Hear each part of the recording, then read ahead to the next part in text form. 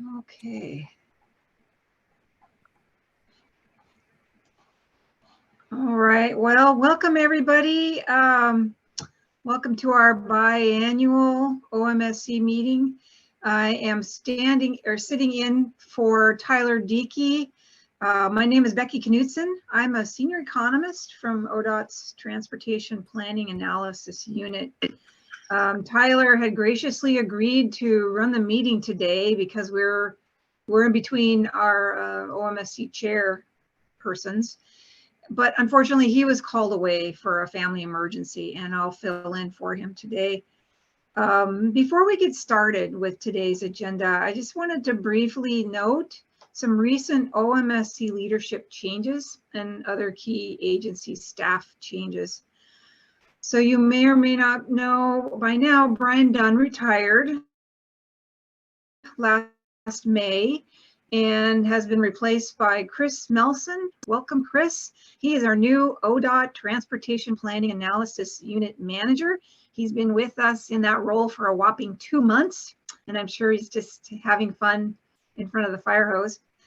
In addition to that, we have Chris Johnson from Metro, who moved on to take a position with Nelson Nygaard. Peter Bosa has stepped up to fill Chris's seat on the OMSC Exec Committee, and Joe Broach has graciously agreed to take over for Chris as the chair of the Travel Survey Subcommittee. So welcome to your new roles, Peter and Joe. In addition to that, we have Catherine Rohan, who left the Albany area MPO for a new position with the city of Eugene. And Billy McGregor is now joining us as the new AMPO planner. So welcome, Billy. A couple other changes for you. You know, this is that transition period between the boomers and leaving the workforce and going off to greener pastures, retiring. Sam Ayash has joined that group, and he's retired from ODOT.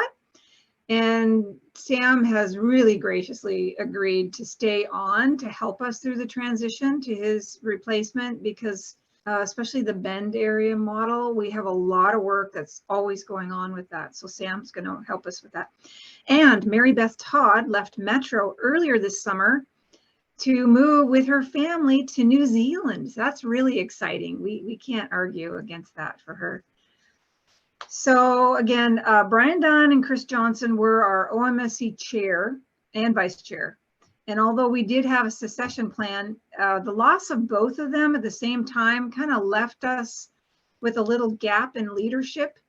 And Tyler will help us through that gap as the interim chair, and we will figure all this out by the end of the year and get everyone up to speed. So with that, I think I'll just jump right into the agenda. Starting with the minutes from the last meeting, we got a little bit of feedback from people to make some changes to the minutes, and those are now posted online. This agenda document has a link to those minutes. So if you'd like to refer to them as a reference, or if you haven't gotten to them, you can do that at your leisure. Our next meeting will be in 6 months on April 19th, 2023.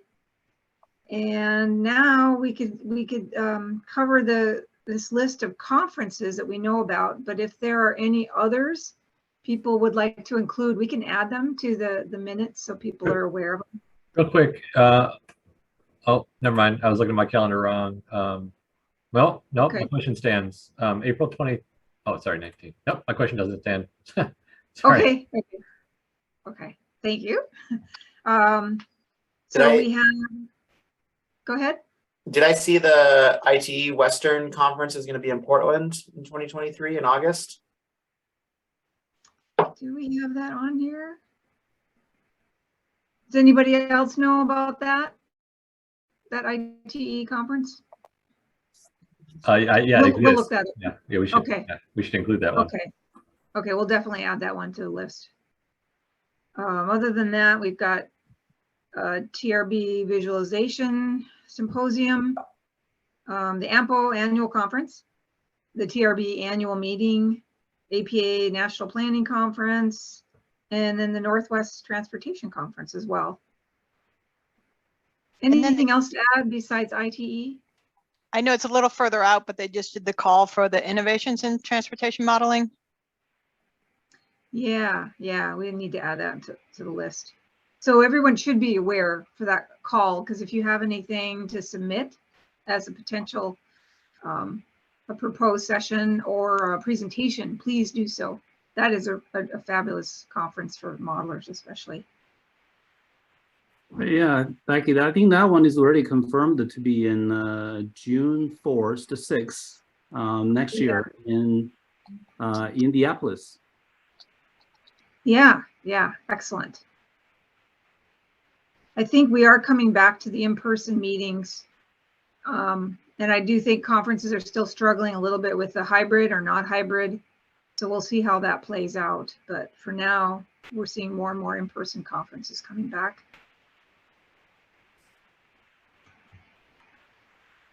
Okay, well, I think from there we can just go right into our ongoing business by starting with the subcommittee updates, which will start with the Modeling Program Coordination Subcommittee, the MPC, which I chair.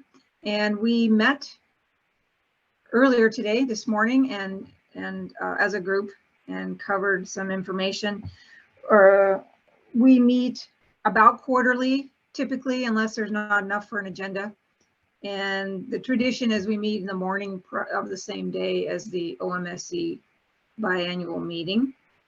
And it includes our OMSC partner agency staff with the MPO and the statewide modeling responsibility. So it is modeling centric. And today we reported on progress related to our prior ad hoc subcommittee, especially freight. And we heard from the GHG chair on what's going on with that group as well. And prior to today's meeting, we met on July 11th, where Peter Skydema from ODOT within my unit presented information on induced and latent demand analysis procedures. Those are laid out in the ODOT Analysis Procedures Manual in Chapter 6. So if you'd like to follow up and learn more about that, you can access that online, or feel free to contact anyone at ODOT in TPOW, and we can direct you to that resource as well. We also heard from James Powell from the Department of Environmental Quality, who gave us an overview of DEQ's work related to developing the GHG vehicle emission rates. And that work hasn't been completed, but it is close to being completed. So we'll learn more about that in the future. And today we heard updates from our topic leaders. So Josh Roll provides us information with the ODOT research unit and what's going on there. James Powell reported on GHG analysis, and I reported some progress related to freight. We also heard about the travel survey and the activity-based modeling efforts from Joe Broach of Metro and Alex Betnardi from ODOT.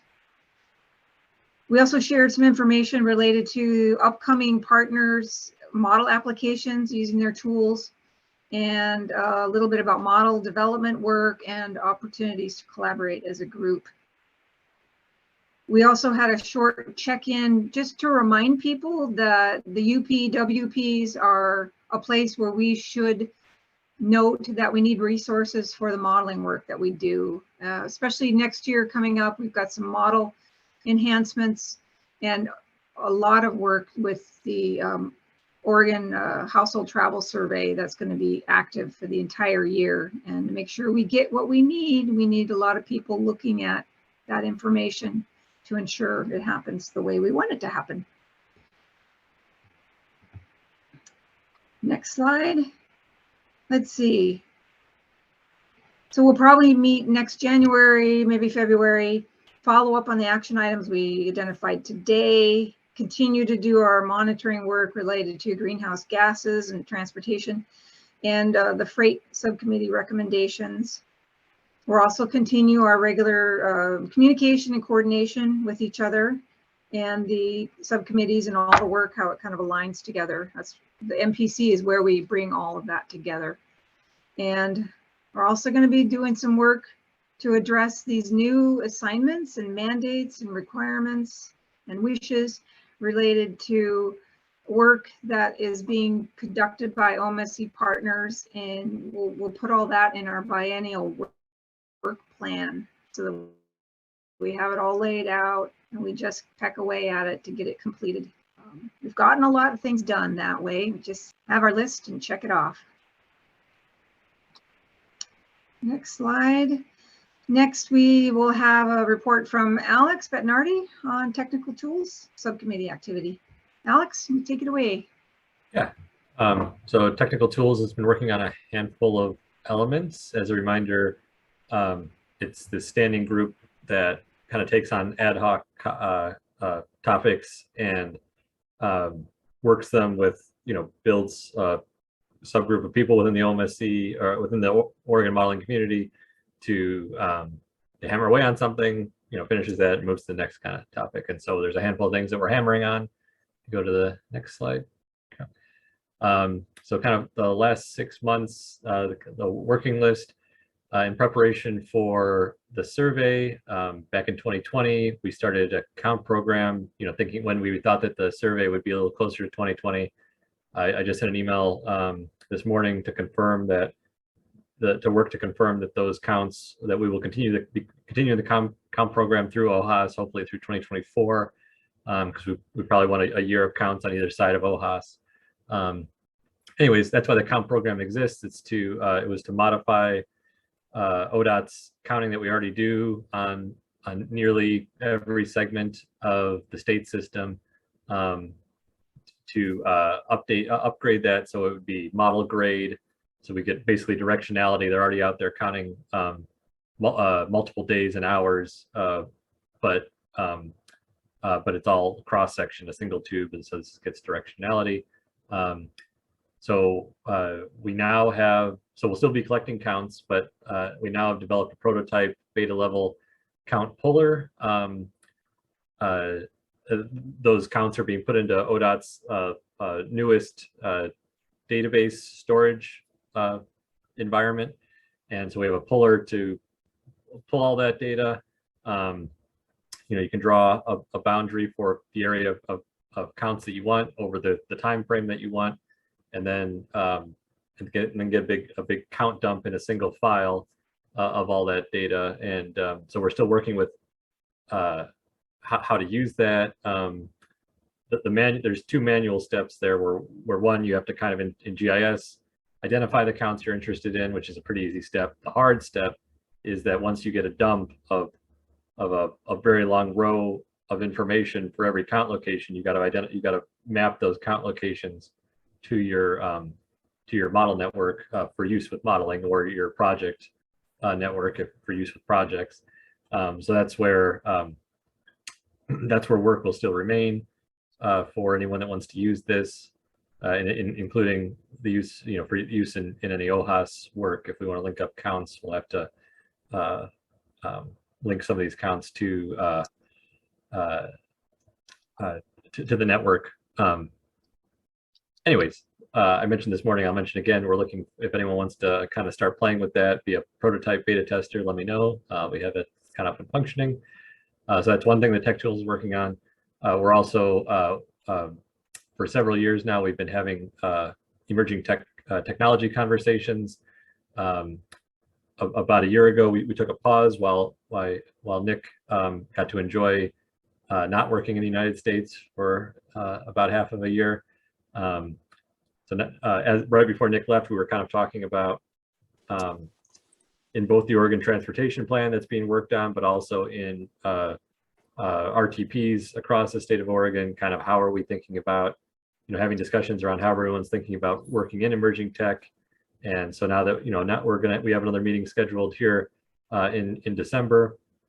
And I think we'll fire that conversation back up, update on where the OTP is and how we're rolling in emerging technologies and uncertainty, future uncertainty into the OTP, and then also kind of have continued conversations about how the upcoming RTPs might work this in as well. Before I shift off emerging tech, Nick, I see you on camera. Did you want to say anything else about emerging tech conversation? I was just gonna drop it in the chat, but I can say it. Yeah. So some things that I think we have been talking about and are going to continue talking about are the role of remote work and how that affects travel demand and how you can or can incorporate that into travel demand models. We did a little bit of that with the Campo RTP, and then kind of developing some alternative scenarios for the future year and kind of adjusting with some back end levers and kind of how that works out. So those are some of the things we've talked about. I think we'll probably continue to chew on. Yeah, thanks, Nick. The last two bullets on this slide are somewhat entwined or entangled. When we get the OHAS update, you'll hear what's going on with the survey.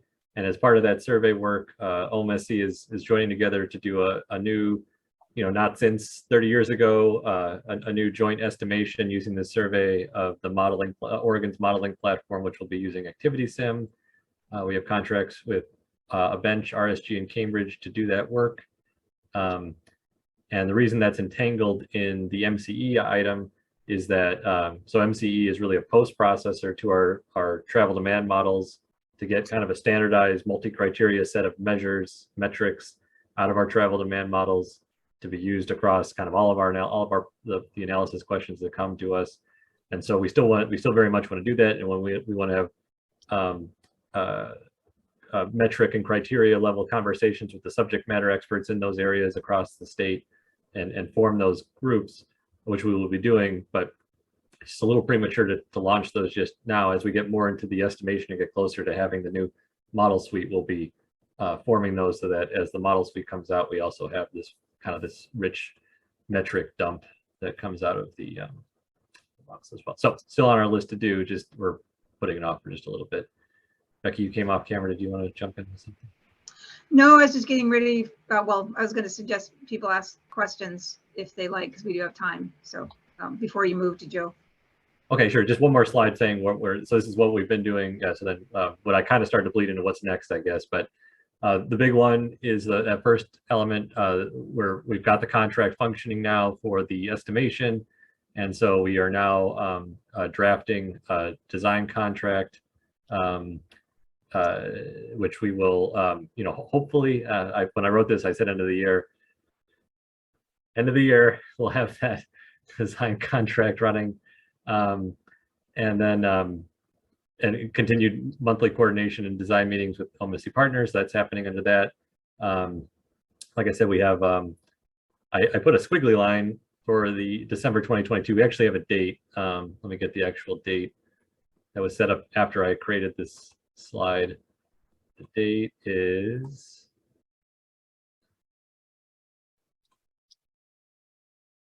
December 6th. So on December 6th, we're having the emerging tech conversation. Did I click? Yeah, there we go. Thanks. Yeah, underneath emerging tech, we were also using, had a lot of plans for Team of BMAT. And I think we have RSG on this call if they wanted to chime in with anything, but we're doing a lot of, RSG is doing a ton of work around the OTP with Team at BMAT. So I think we'll be continuing, as we talk about the OTP, we'll be continuing to bring back all that work and exploration and the opportunity that exists there with the tech tools conversation, likely in the emerging tech conversation. We still have on the list to do to bring back some of the, a lot of the future scenario assumptions that we've put together for that OTP work and that we kind of expect will help inform some of the RTPs within the state. So that's long overdue, as I note here, but that'll be coming up in the next several months here. We'll bring that back to the OMSC community. Comp program is still running, like I've already talked about, and then also on Tech Tools, the list of things to do is to facilitate peer reviews. We don't have any active peer reviews currently, but just a reminder that if we want to, if anyone would like to have kind of a peer level conversation about technical work that's being done and get some oversight on that, we can facilitate that. Now I'm done. So there was a question in the chat about what is MCE? Oh, yeah, I just gave a brief answer, but if you could elaborate a little. Yeah, yeah. So thanks for defining the acronym there. Yeah, so it's nothing fancy. It's just taking model output and crunching it in a standardized, like in a pre-formatted way to get the metrics that we care about. In this case, MCE rolls across like 10 different areas, like safety and reliability and travel. Overall, there's travel time, and then there's a reliability component to travel time. There's health, environment. I'm gonna not remember all of them. But anyways, a bunch of criteria that we like to evaluate projects with a little bit more holistically, and since we were getting more questions about different metrics in a lot of these goal areas, we kind of have that, and we can always tweak and change the way we're tabulating metrics, but this is just a kind of a standard reviewed way where we've kind of agreed on a way to crunch the metrics. And again, if you need something that's outside of that list, you can always figure out how to crunch metrics from the tool outside, but this would just be like hey, we've already figured out a bunch of it, like 90% is already figured out, and it's already default created at the back end of your model. Hey, Alex, this is Peter from Portland. Where would you see the ODOT or others using the MCE tool? Well, once it's functional, my hope would be it would be flat available. So how it's used is not exactly up to the modeling and analysis team, maybe a little bit more on the analysis side and like in the analysis procedures manual. So once we have a new tools, well, I think there's a whole lot of things like TPR as an example that is going to continue to and federal requirement. There's a bunch of things that are going to change and continue to push us to, in a good way, I think, to additional metrics. So the things that we're required to do will continue to push us towards using these new metrics, and we'll be ensuring that the metrics calculator is calculating in a way that the required uses, that it's set up for those required uses. Beyond required uses, it's somewhat up to the project and and that team working on the project for if they're going outside of like preset packaged things that projects need to look at. If there's something unique about that area, the intent is like the idea is that we're always trying to make sure our models can inform as much as we can about that projects are interested in. So anyways, anyways, models can do a lot. We probably don't use them quite as robustly as we could currently, or maybe some are, but maybe not everyone. I myself probably, okay, anyways, have I answered the question? I'll ask another one, which is as part of the contract to actually test the MCE tool in a real project.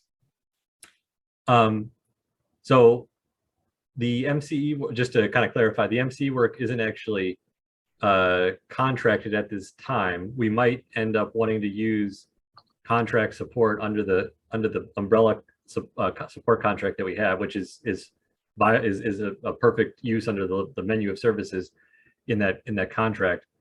At this point, the way I see MCE, which might get a new name, but the way I see the MCE concept working is to have tax for technical advisory committees for each subject area formed, and to start to build kind of a common place for those experts to come together and agree on the ways that the calculations are occurring.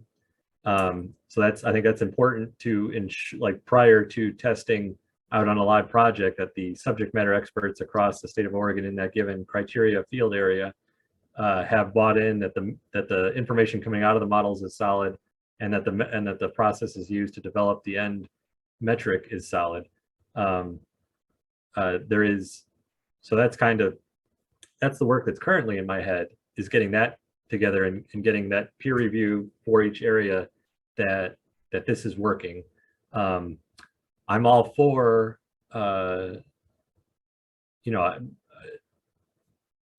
as far as my brain has gotten so far, is modeling team verifies that the results are amazing, and we export that 90% of the metrics out every run, and it's available whether you ask for it or not, it's there.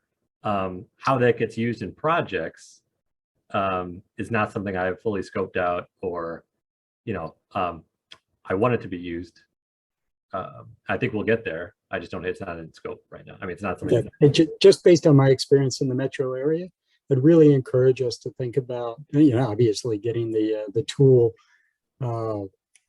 accurate is fundamental, and how it's used and whether it's used is actually pretty important as well if we're going to put a lot of time and money into it. So just really thinking through how are we going to use it, either at the project or at the plan level. Just something I'd encourage and would be happy to talk with you further about.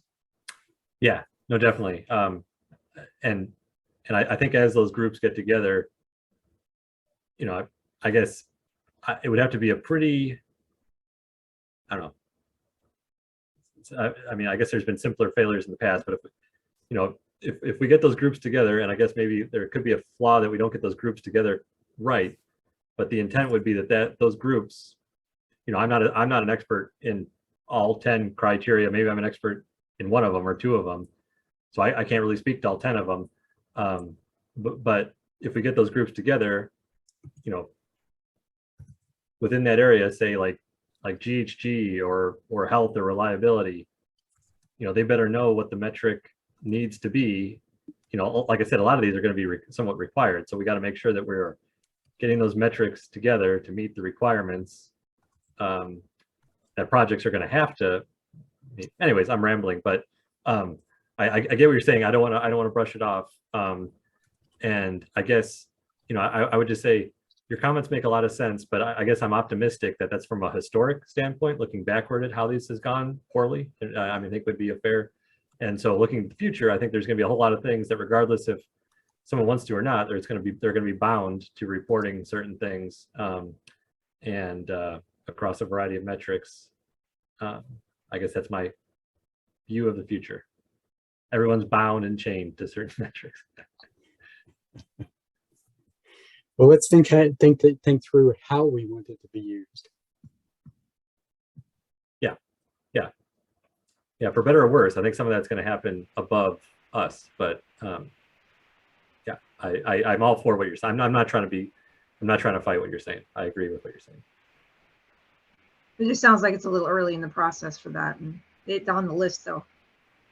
Yeah, if it helps add context, we don't expect the survey to be ready for modeling grade work until 2024, and we expect there to be at least a year of model development work once the data is ready, so that's 2025, and then it's probably a year after that, fastest, that we actually have a functioning model in a location that's built on that data, and that the model platform has been created on that data.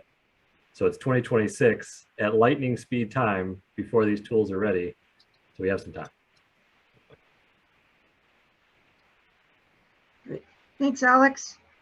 From here, I think we can move on to the travel survey subcommittee with Joe.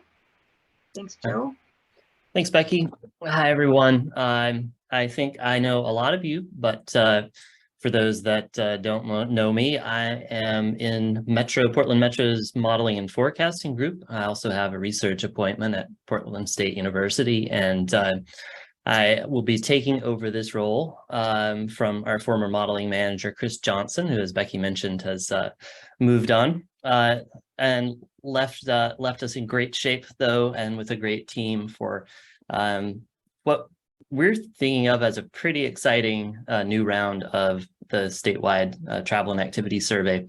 So this subcommittee's chief role is around planning and creating the framework that conducts these regular statewide travel surveys. And Alex mentioned one of the key use cases for this data, the statewide activity-based modeling and the new estimation of those models. But as all of you know who have been users of OHAS or OHAS adjacent in the past, it has a myriad of uses, from research to policy to planning and modeling.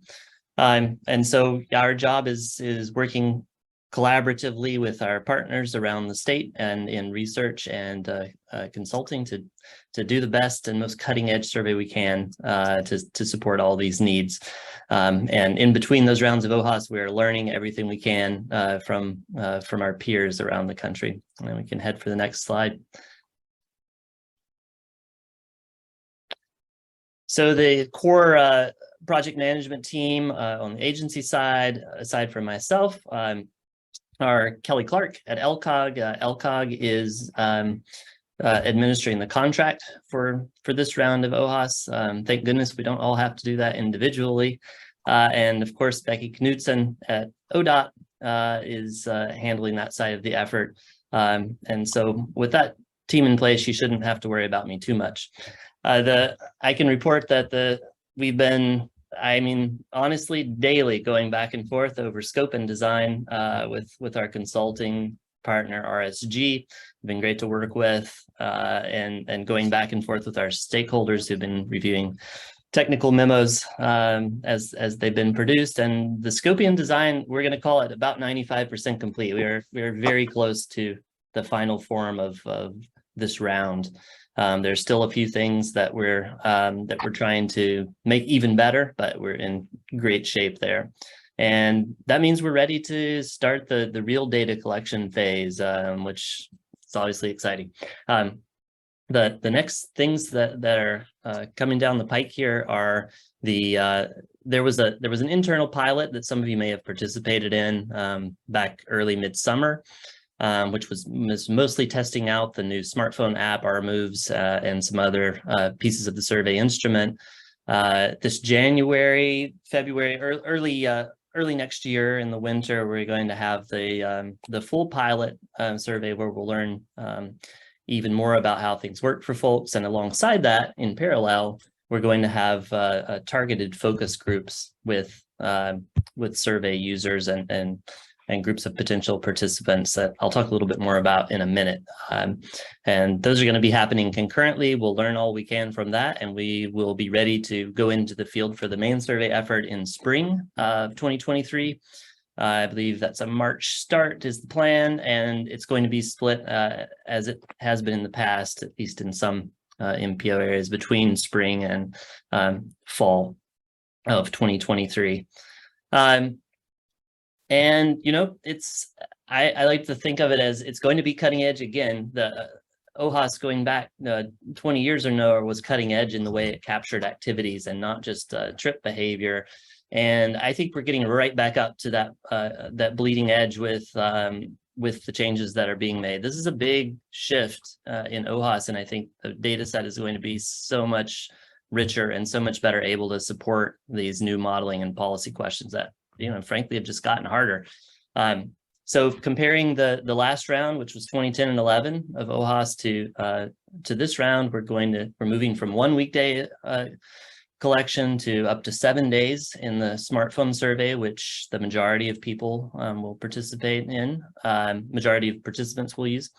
We're moving from the old paper-based travel diary to a hybrid approach. It'll be primarily smartphone, but with a web option for those who are either unable or don't want to use their smartphone for collection. The smartphone will be a 7-day full location GPS data enabled collection. The web-based will be a single day as past editions have been. We're moving from very limited location data of mostly trip-ins and there was a little bit of kind of recall routing, but you know, there wasn't a lot to support sort of detailed routing analysis, but we're going to have full GPS location data and routing. We're still working out how that's going to be presented in the data, but we're on top of it to make it as useful as possible. In the past, it's been well known we've struggled to reach some groups that are important to us. These are groups that match our equity focus in planning, and also younger users of the transportation system that have just been hard to reach with the survey. We're trying to get ahead of that and learn even more this round, and we're doing that with a a sub-consultant who has lots of experience conducting outreach and focus groups via community-based organizations with these target populations. And as I said, that's going to be going on before and during the survey. So we'll do the best we can to set it up to work for everyone, and then we'll keep following up and having those community-based organizations help us get people to understand the importance of participating and how they can do it. The final big change, and this one is still, this is going to be an ongoing role of the subcommittee in the years following, well, starting now, but in the years following this collection effort. It was one shot before we had this data, and we've been using it ever since. We're trying to transition into regular follow-up surveys as important topics come up that the initial statewide collection can't support. We want to be nimble and use this new technology to our advantage to follow up with participants, get new focused participants in specific areas. I can talk about 3 of those that we're thinking about right now. One of them is around bicyclists. OHAS has struggled to get enough and the right kind of data to really model and understand bicycling. And so we're working to get a small set of questions in the main survey, so we have some statewide understanding of the types of cyclists around the state, their attitudes, preferences, willingness to try it in the future. We're also coordinating with the Oregon Health Authority to try to do some special sampling of Medicaid populations, how they travel, what options they have, where they're running into barriers. And then we've also already started talking about 2 follow-on surveys, one of them probably around biking and another one around e-commerce, and likely there will be more to come. So, we should be thinking about this not as an every 10-year thing now, but as an ongoing effort to understand how travel patterns are changing. I'm sure we all have great ideas. We'll be thinking about those and how to turn those, how to fund and turn those into intermediate surveys. You can see some of the branding here. The overall effort is still OHAS really, or we think about it that way, but this specific data collection is branded the Oregon Travel Study. There will be a parallel study with our neighbors to the north in Clark County, Washington, with everything's going to be coordinated, but they're running their own branded effort and contract with the same consultant. And you can see the link there. It's live. It's going to be filled out even more, but there are already some good answers to frequently asked questions at OregonTravelStudy.com.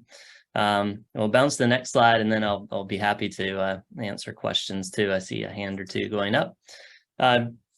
So this is a partnership. We have a small leadership team, but we have a huge, we have a huge base of help from our stakeholders and partners and agencies around the state. And we want to give special thanks to OMPOC for funding the scoping and design phase of the study. Again, I think I already said it, but it's worth saying twice. Thanks so much to Kelly Clark and LCOG, which are taking on the not at all easy or insignificant challenge of getting this contract in place. We're very close. We hope to have a finalized contract ready to go in mid-November or shortly thereafter. And of course, ODOT for funding the matching 50% of the data collection with MPO areas and making sure that this truly is a statewide representative survey. For our survey partners, things to be watching out for, we're going to be putting out the call for help in your help in MPOs and contacts at local transit agencies, universities, other special groups that we're going to target for recruitment into the survey. We're primarily still going to be an address-based random sample, but we are planning to strategically sample and even oversample some of these groups that are traditionally hard to reach by just random address-based mailing. And then the IGAs are going out soon. Those will be, of course, with LCOG. They're the contract administrator, and we'll be ready to start getting some data. I think Alex mentioned we're expecting to start seeing data even after the pilot. So, if you're an MPO that's really, or someone else who really is excited to see this data, be sure to keep in touch with us. we're going to start getting previews of it after the winter pilot, and we'll see data, but it won't be finalized with final weights and processing and everything until sometime likely in early 2024 after that fall data collection. But it's not as if we're just not going to see anything until then. So if you want to start getting a sense of what's coming and what it's going to look like and what it can do, then, you know, please feel free to let us know. And with that, I'll answer any questions as well as I can. And we've got Becky and Kelly here too, who can answer anything I can't. I'm confident. So Eric had your hand up there. Hey there, yeah, Joe, thank you. Who are you working, or who's the group working with at OHA about the Medicaid participants? And the reason I ask is one of our section managers asked, and I didn't have a response for them. So we've been meeting with a pretty broad group at OHA, everyone from service provision to the research group. They're right now, they're kind of digesting, you know, what a travel survey is. This is new to them, and figuring out what the key people and questions that they might want to get into the main survey, and then to maybe a supplementary survey of their users. So I guess the short answer there is undecided, but a broad group are in the room that we've met with, and they're kind of internally figuring out where the biggest value is for them right now. Sorry, I don't have a better answer, but no, that's helpful. When we first got started, I met with a bunch of folks to put together a list of health-related questions, and the participation within OHA was pretty minimal. So I'm glad that that you guys were able to circle back. Yeah, it was very lucky, and thanks, a big thanks there to Josh Roll in ODOT's research unit, who really made that connection to OHA.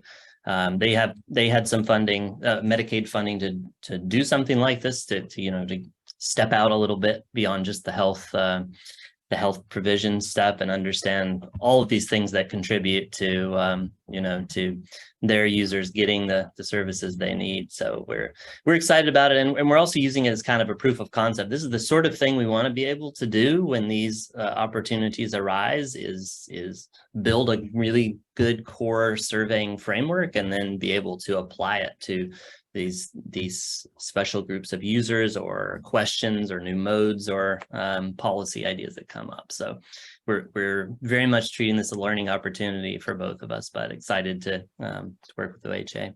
Yeah, that's terrific, and I'm really glad that they are able to contribute some funding. That was a difficult question a couple of years ago. Thanks. Thanks, Eric.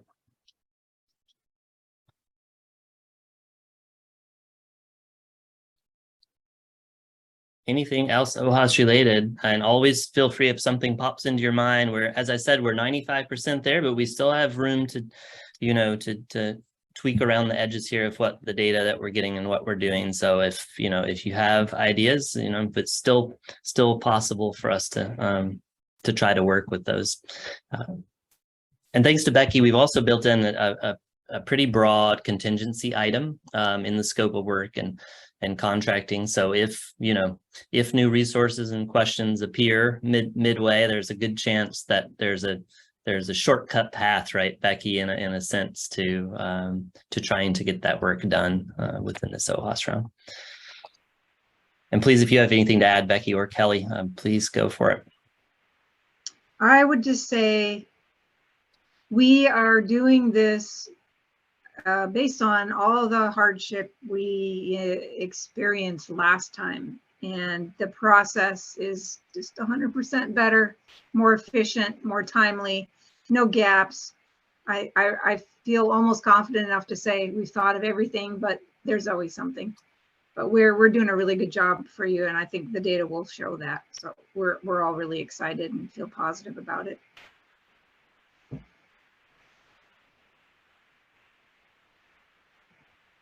Last call for questions. Joe's right here and available. He's a hard man to get. This is People Peter. at Metro are busy. Joe, I have a question for you. One of the big issues that we're dealing with in the, as you know, in the metro area is commercial services, and particularly the delivery services. Is that going to be part of the first round or only in a subsequent survey? I'm going to deflect that to Becky because she's done the most thinking about this, I think. Okay, so the first comment is not commercial services. They are not captured by this survey. We are asking households about their e-commerce activity. So did you order food? Did you order anything today? Did you receive anything today via commerce? Actually, I think we're changing the language of those questions to how many things did you order and receive? And then we're thinking about doing a follow-up survey, asking people more about their e-commerce behavior. But you know, commercial services, that's a completely different survey type. And then there's also like commercial transport for freight. And that's again, another separate, different. These are private entities and we don't even have any real good examples of how to do that well and effectively. So that's a gap, a big gap in all of the work we do. And I haven't seen anything promising yet in that area. And if there is something, it's gonna be really expensive. ODOT Research has taken on several different efforts over the 20 years I've been here. And it's hard to get them. They just won't respond. Metro tried to do it. They really gave it a good shot to use that information for developing their freight model, and it was abysmal turnout. So that's the hardest part of our work, is getting to them. Becky, have you surveyed the various data service providers to see whether any of them are collecting those types of data and whether those data are any good? I don't know that, but right. They're obviously. Well, you know, there's a lot of vendors that come to us saying they have fabulous stuff, but we haven't really seen anything fabulous yet. Okay. So no one's, and they come to us. It's great. We don't have to do much. Yeah, and I can add, Peter, at least the big names that I can think of that you might think of, the streetlights, et cetera, I've pretty much said, no, they're not, you know, they can't distinguish those Amazon vans reliably from other sources of traffic. So they're, at least in my conversations with them, and I know they're always changing their methods and data, but they've been pretty honest that they don't have a lot of confidence in being able to do that from current data.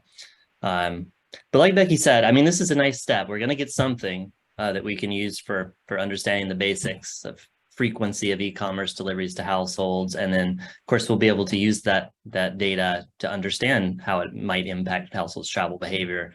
But on the other side, the supply side, no, not in this initial round, but we're always trying to work with research partners and others to figure out how to get there. So it's a good question. It's obviously a big need and a tough nut to crack. Yeah, and as Becky pointed out, the delivery services are only one part of it. You also have a whole variety of other commercial services. But thank you for the update. Thanks, Peter.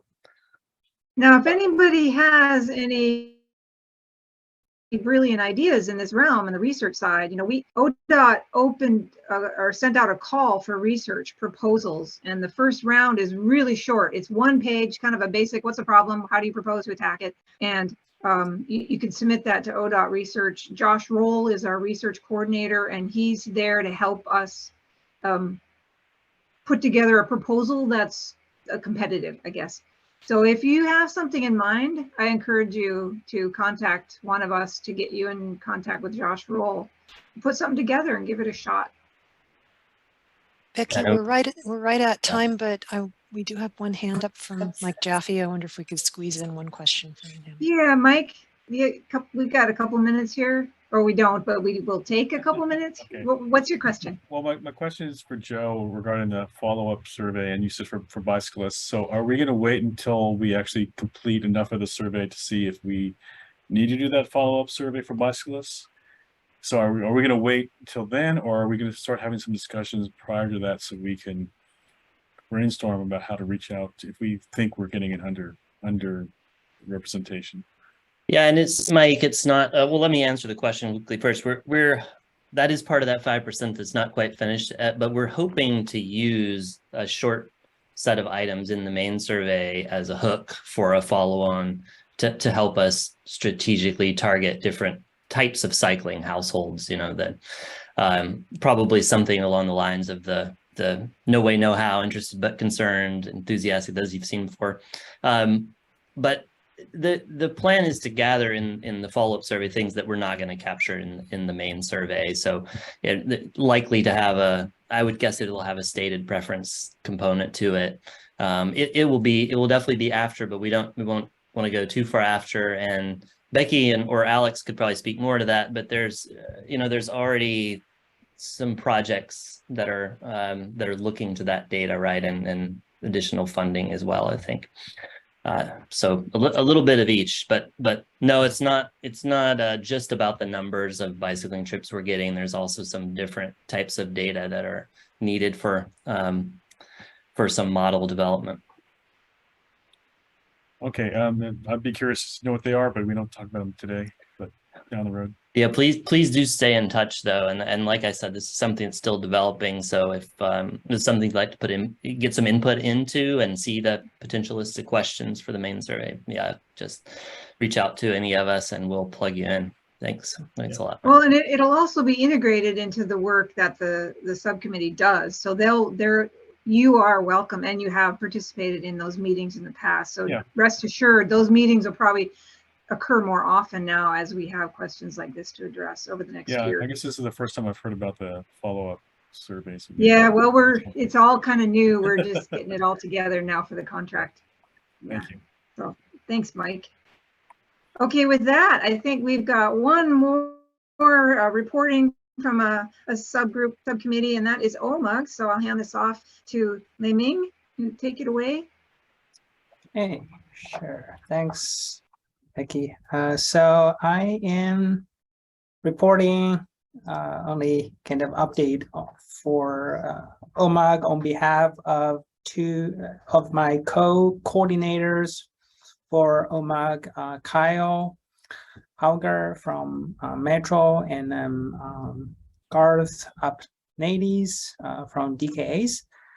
So we, in the last 6 months or so since our last OMSC meeting, we have two events. One in May, focused on DTA, and then another one we just had in October, focused on multimodal panel. Both events are well attended, and then we have only very strong panel for those topics.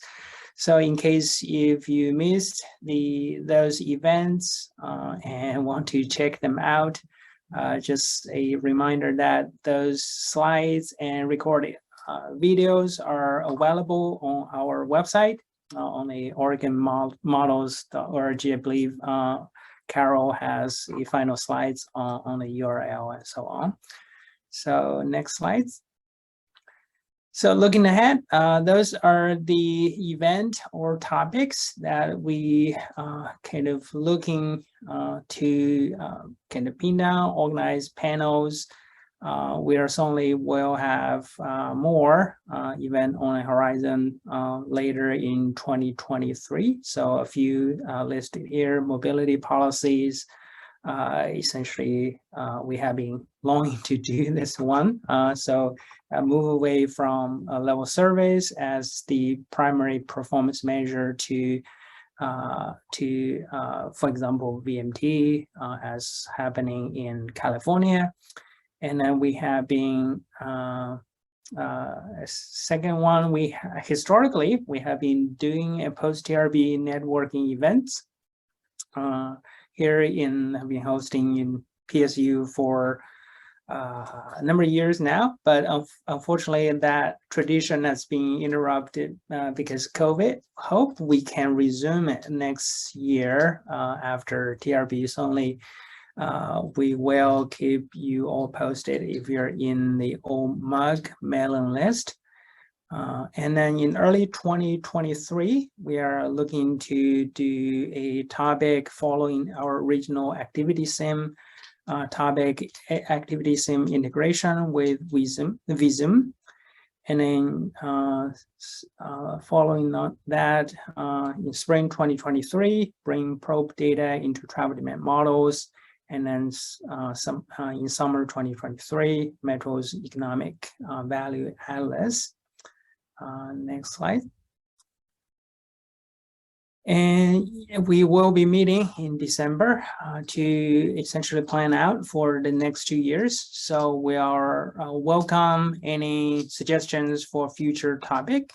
So send forward to Carol or anyone or all three of the OMA coordinator. And then our email and website is right on here. We have maintained, Carol has helping us maintain the post-event as well as upcoming event. Feel free to check them out. And that's all for OMAC. Let me know if you have any questions. Leming, there was a question about your previous slide asking whether it's vSim or vZoom. Ooh, good point. Connected to the ABM. Uh-huh. Yeah, I suppose it must be vZoom. Yeah. vZoom. Yeah, the 1S. Yep, sorry. Yeah, right. I'll fix Yeah. that for next time. Yeah, with the traffic assignment. Okay, and not Right. the simulation tool. Mm-hmm. Okay. Any other questions?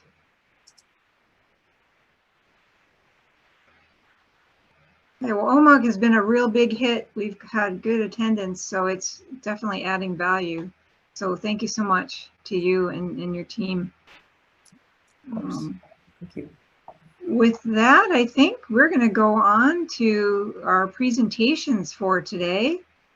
For starters, we have Adam Argo with us, who you've likely seen before.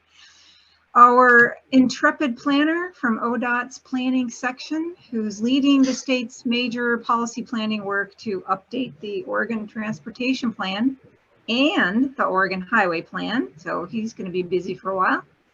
For today's presentation, Adam will be joined by Jonathan Slason, who's a PE. John is a director in RSG's planning applications practice. Jonathan has also provided professional engineering and planning consulting services to public and private clients for over 15 years. He's worked both nationally and internationally on mixed-use land use projects, as well as design and demand for multimodal capacity. John leads the strategic modeling practice at RSG to support long-range planning and scenario planning efforts for MPOs and DOTs like us, including scenario planning and modeling analysis for the OTP. So with that, take it away, Adam and John. Thanks, Becky. And Carol, we are following protocol that I start a share screen to run the slides, correct? Yep, feel free. Okay, one moment, please.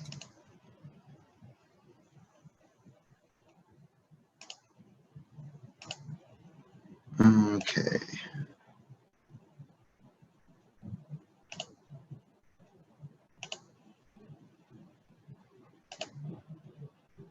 Is my screen appearing? It's not showing yet. up for me yet. Okay, sorry. Oh, okay. I think it will here in a moment. How about now? Yep. So we see your slide file. Right. I just need to enter. Yeah, perfect. Okay. There it is. Great. Thanks for the intro, Becky. And just to let everyone know, we've with our 20-minute time allotment, I'm going to start this presentation to give you a little bit of context of where we're at in the Oregon Transportation Plan process, how equity is it fits within the foundational goals that are being developed for this Oregon Transportation Plan update, some of the aspects of policy and strategy where equity fit with wherein equity is found. Then I'm passing the hat to John Slason, who will really give you more insight of what that means in terms of the scenarios that we're analyzing, the way that we're bridging, you know, our policy and strategy work to inform our advisory committee members and stakeholders on getting to prioritization of investments and measuring equity in different facets, looking at an uncertain future. So I will get going here. I also want to acknowledge there are members in this audience of the modeling analysis work group for the Oregon Transportation Plan. And I just want to call out Becky, Alex Bettinardi, Tara Widener, Peter Hurley, and Kelly Clark for being members on that group and for their very valued contributions continually. And this slide is to relate that the primary steering entity advising on the policies, strategies, then investment strategies are coming. If you see where the arrow is, that policy coordinating committee, that's what PCC is indicated on the slide. They just met on reviewing all of the full set of draft policies in the plan and some strategies therein. We took their feedback and we will be refining it a little further to get to the final set of policies. But what we really have to do is move them now to where our scenario work is going to inform the investment strategy element of the plan and the implementation framework piece of the plan, and then move them, you know, from that stage to eventual draft of the plan. And we hope to get to that draft in an engagement with the policy coordinating committee early next year. That's likely very end of January, early February. And we hope to get to a draft plan for release to public comment by the late spring, and dependent on what the Oregon Transportation Commission adoption process is like, we hope to get to a full adopted plan by the summer. So these are the 6 Oregon Transportation Plan goal areas. These were worked through our policy coordinating committee as well as our other 6 work groups oriented on safety, mobility, social equity, sustainability, climate action, economy, community vitality, and stewardship of public resources. I'll make a quick note that stewardship of public resources is where we are developing policy and strategy on pricing the system, on sustainable funding, looking out to OTP's horizon timeline of 20, 25 years, even beyond that, looking to 2050. So social equity being one of those foundational goals. I'm relating here big ideas from the set of policies found that point to that goal. Recognizing the historic damage in particular to BIPOC communities, to communities of color, and you know, it's an acknowledgement of that damage so that there's accountability in what we do going forward in terms of where we put equity into our plan and considering participation of Oregonians in our processes and plans, as well as our investments, how we're directing our investments, how we prioritize them. And that speaks to the second bullet about implementing an open and inclusive process to build trust. We've done that, by the way, in the way we have stood up our advisory committees, including utilization of our equitable engagement compensation program to actually pay people for the time they're taking away to participate in and inform our plan.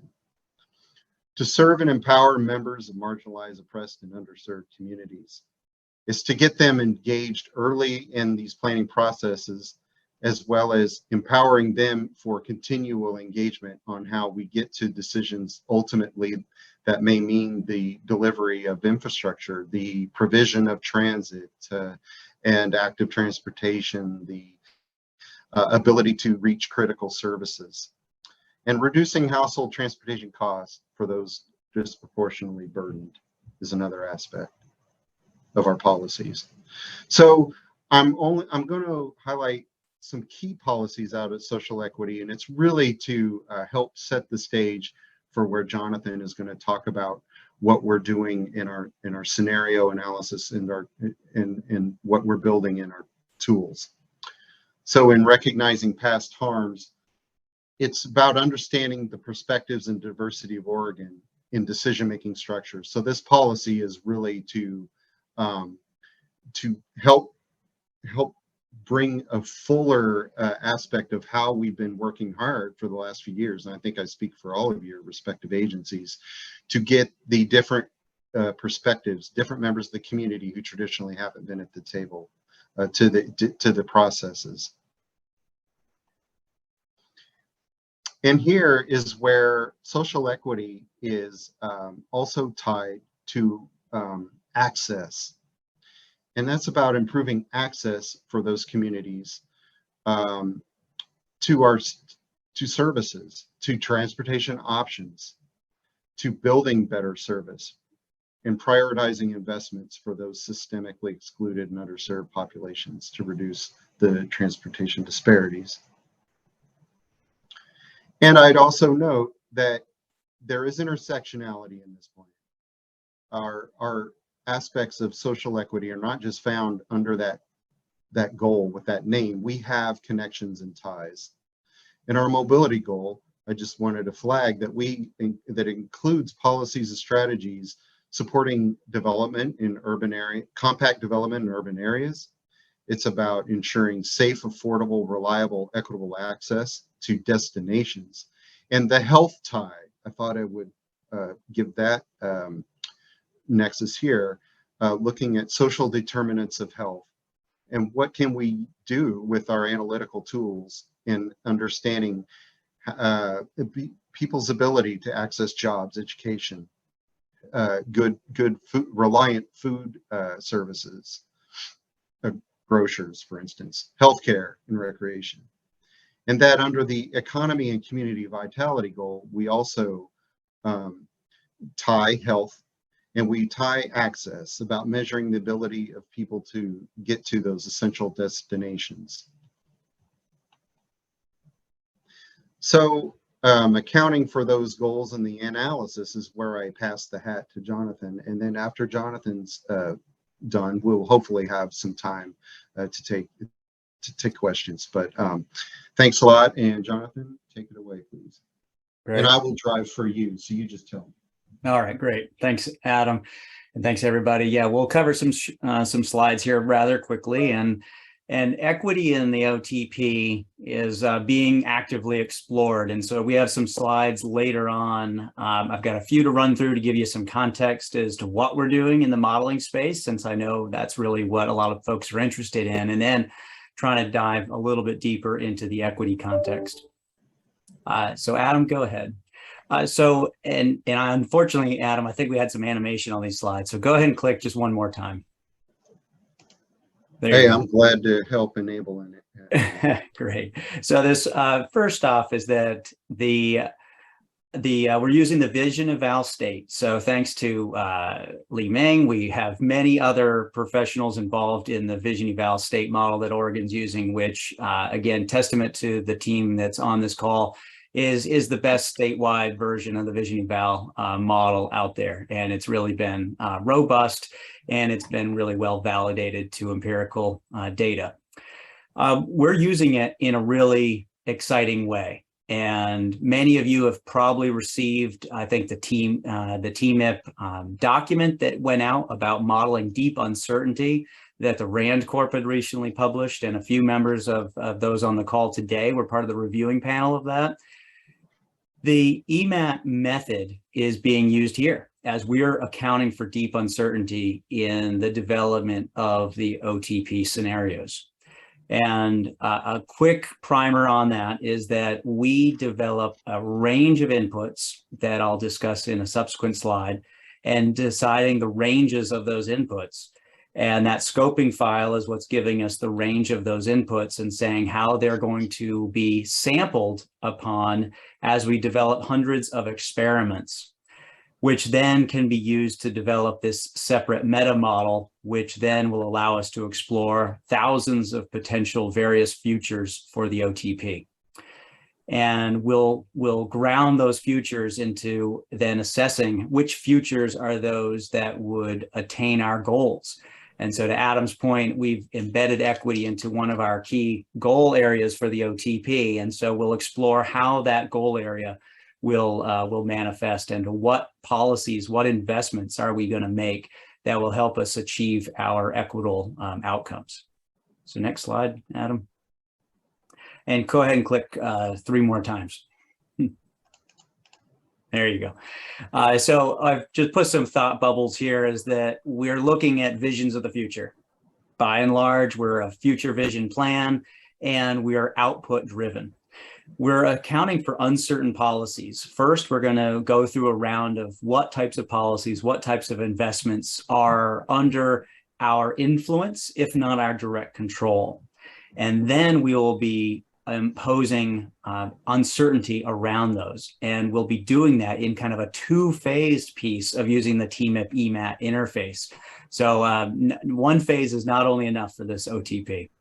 We're also grounding this in the limited funding paradigm that we have, is that we are using a cost-constrained environment. We're trying to account for the cost of our policies, as well as how much are we charging ourselves to use the transportation system. Many more questions I know than we can answer in this presentation, but there's other presentations that maybe Adam can provide to all of you into some PCC meeting recordings, and then there'll be some documentation that others will be sharing here over the OTP here shortly. But we run all those various futures through the Vision Eval State model, and we're coming up with this meta model that can produce thousands of potential futures. So go ahead to the next slide there, Adam. These various futures are informed by these 13 dimensions at this point in time that are all within our influence. And they account for various changes of transit, walking and biking, travel demand management, vehicle lanes, ITS and operations, electrification, and thanks, Peter Hurley, electrifications, powertrains, and fuels. So we are not just electrification. We're looking at land use changes, the mix of uses, as well as their intensity, intersection density, the density of our land uses. And then I mentioned the way we're paying for our transportation system.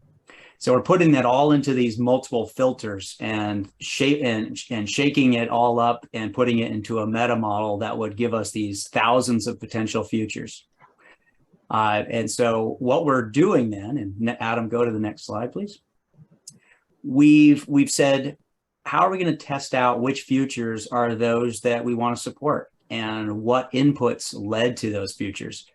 At this point in time, because we have 4,000 potential various visions of the future, we've tried to focus ourselves and say, so what happens if we try to, in this first scenario that's in this green box, we said, what if we want to try to attain a future that reduced our emissions, but also balanced it to achieve our equitable outcomes? And in line with the US DOT Strategic Action Plan and the US DOT Equity Plan, and aligned with the OTP's equity vision of reducing the disproportionate transportation costs on particularly lower income households, we've centered the Vision Eval outputs on trying to minimize the transportation costs for low-income households. And we're using that with a particular measure of how much of their household income is spent on the combination of ownership or operational costs for travel. So we've identified that goal of trying to say, how do we minimize the transportation costs on low-income households? We filtered the 4,000 households down and said, we have one scenario. And I'm not going to go into what that scenario is defined by, but it's typically defined by improvements in our land use density. It's significantly enhanced by a higher amount of transit supply, as well as frequency. So Adam, let's go to the next slide. We have the ability, and maybe click twice or three times, I think, here as well. We've have this internal tool that we're using to help us filter and understand. Go ahead and I think click again. Yeah, keep them all going until they're all on the screen. What we're doing here is that we have these this one run. Sorry, go back now. I know, confusing everybody. I didn't mean to put the animations in. We have these one run that allows us to say, how does this great equitable future look like? And what it allows us to do is say at the individual household, which the Vision Eval tool gives us, all about 2 million households in the future, how do those households interact with that scenario? And we're able to look at the results of our OTP at a high resolution, at the individual household resolution, as well as then spatially.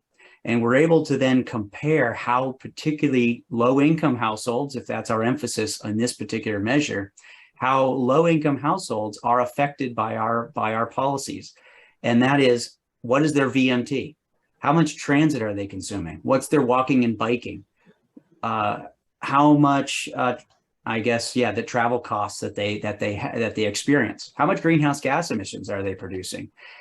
These are all pieces of how they're experiencing our choices.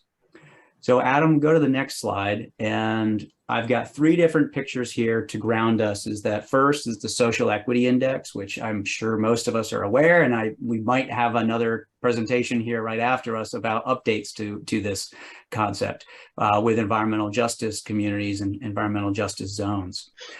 So with the understanding that a higher social equity index score is a greater indicator of overburden or being underserved by our transportation or by all of our investments in our policies, we've now laid the spatial outcomes from the travel model or from the VE model and said, how does the intersection of, in this case, VMT, so areas that have higher VMT as well as higher social equity score, where is that spatially happening in this particular scenario? And so we can, this is exploratory, to be honest. This is really fresh off the bat in terms of trying to understand whether this makes sense. So we're tabling this to you all as a concept, but it gives you more of a sense of what we can do.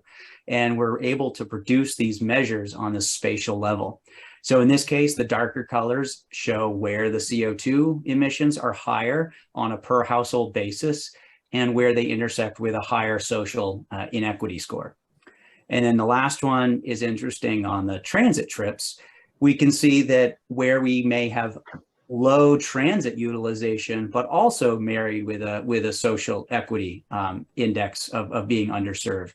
So it is interesting if you compare these 3 graphics and you can see how certain areas that may have kind of modest social equity burdens, and then they're really underserved by transit. So that gives us a sense to say, well, if we want to achieve greater mobility, at least from an equity perspective, maybe transit in these areas is where we need to invest more than what we were considering in our particular scenario.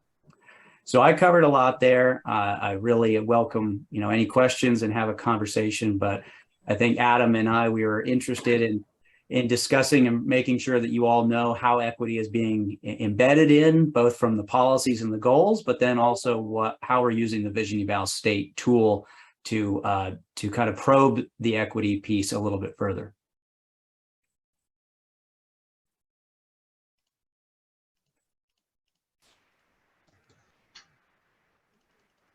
Well, thank you. That was great.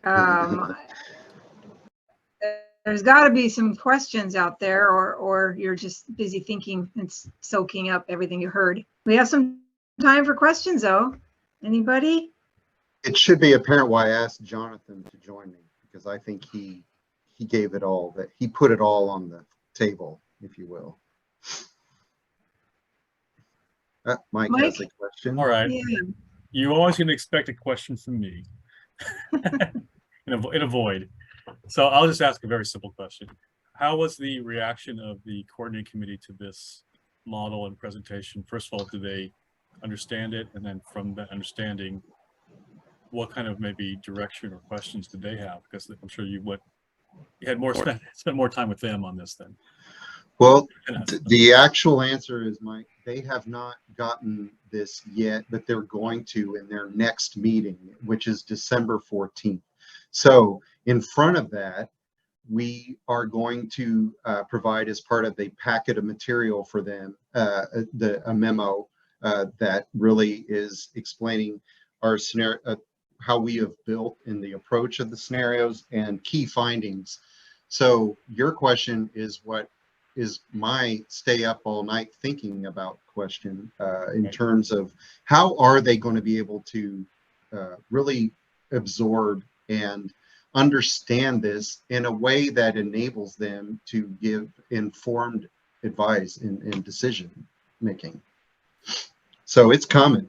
And by the way, we keep the packet will be up on our project website. I'll probably try and put in the chat, just in case anyone hasn't seen it yet, a link to the website, because there's a special PCC, Policy Coordinating Committee tab, so that you can see the materials that we do present to them, and that will include this memo once we get it ready. I see Joseph has his hand up. Hi, this is Joseph off at the City of Hillsborough. I was just curious, it sounded like one of the proposed actions is to increase density to solve equity, but I was just kind of curious that how is that going to be approached? I know that there's a history of compact density redevelopment that causes displacement of BIPOC communities. I'm just kind of want to make sure that we're not pushing for a policy that is going to cause displacement. And so I'm just curious how that's going to be approached in the model. Maybe Adam, John, will take a first attempt, and then I think. Okay, because Joseph, that is an outstanding question. We'll say this.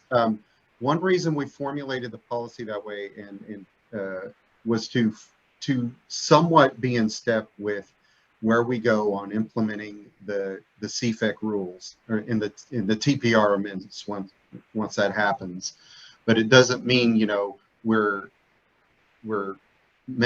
number by number matching what will come out of that in terms of implementation. But we do need to look at potential futures where that is potentially what does happen is we concentrate more investment and look to policies that enable more density in communities. But Jonathan, I think, can speak to what our models are telling us that actually really moves the needle in terms of that, in terms of the CFEC rules, et cetera. Well, yeah, I mean, the CFEC and his coming down and how these policies interplay. I think the land use piece is a really difficult one when we're not going to say we need to densify to a particular level. I think at this point, we're saying clearly there is a nexus between travel behavior and land use, not a surprise to any of us here. And we can demonstrate that in communities that have a certain density or diversity, then travel behavior might look like X. And so like any of the approach that we're planning to use is to say, if this is an outcome that we desire, then there are going to have to be supportive policies that will both support desired outcomes, but then mitigate against adverse outcomes. And I think that's where Adam's, the goals that have already been put into place, Joseph, try to get to that point to say, this is something we like, but we realize that land use policies with that spirit have had adverse impacts on particular populations and communities. And so we have to do this carefully. Li Ming, I see your hands up.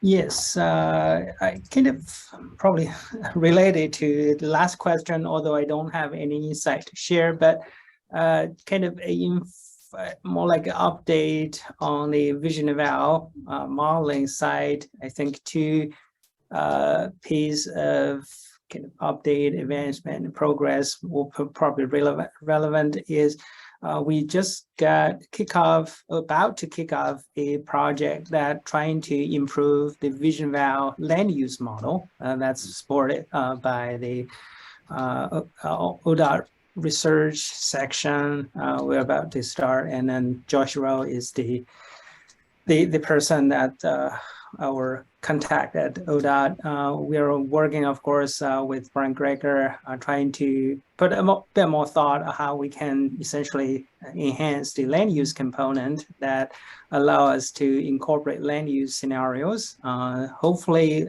make it a little bit easier to answer some of the questions in terms of, for example, densification, although probably at this point, purely from a technical point of view. Unfortunately, I don't think it will be in time for you to incorporate to use for this cycle of OTP update.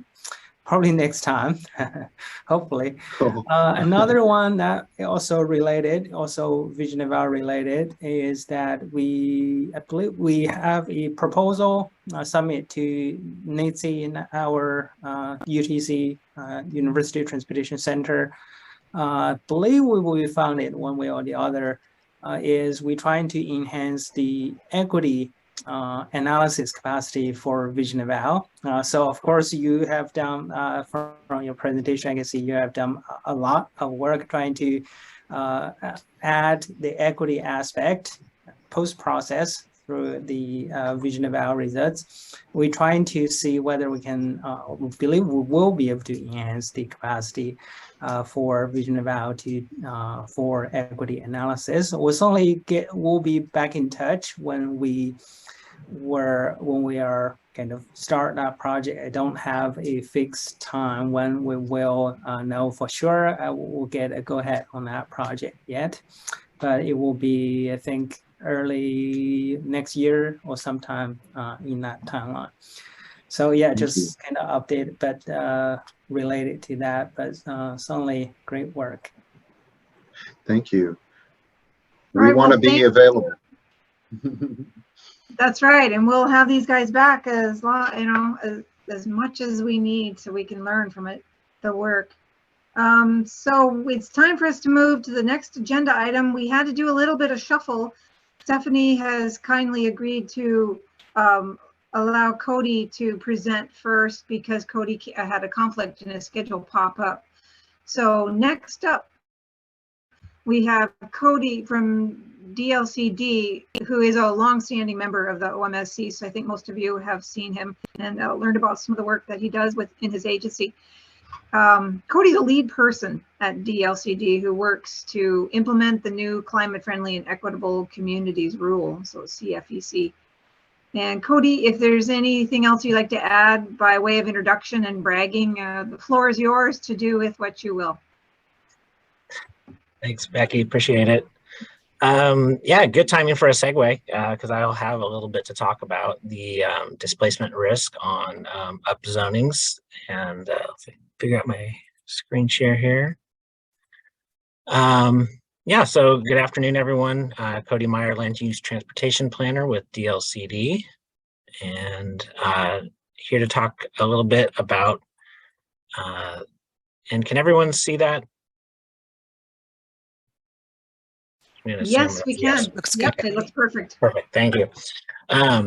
Yeah, just Carol asked to maybe put a little presentation together here for some of the equity analysis in the climate-friendly equitable communities rules. So I have some slides and then we can just pull it off and have some discussion later.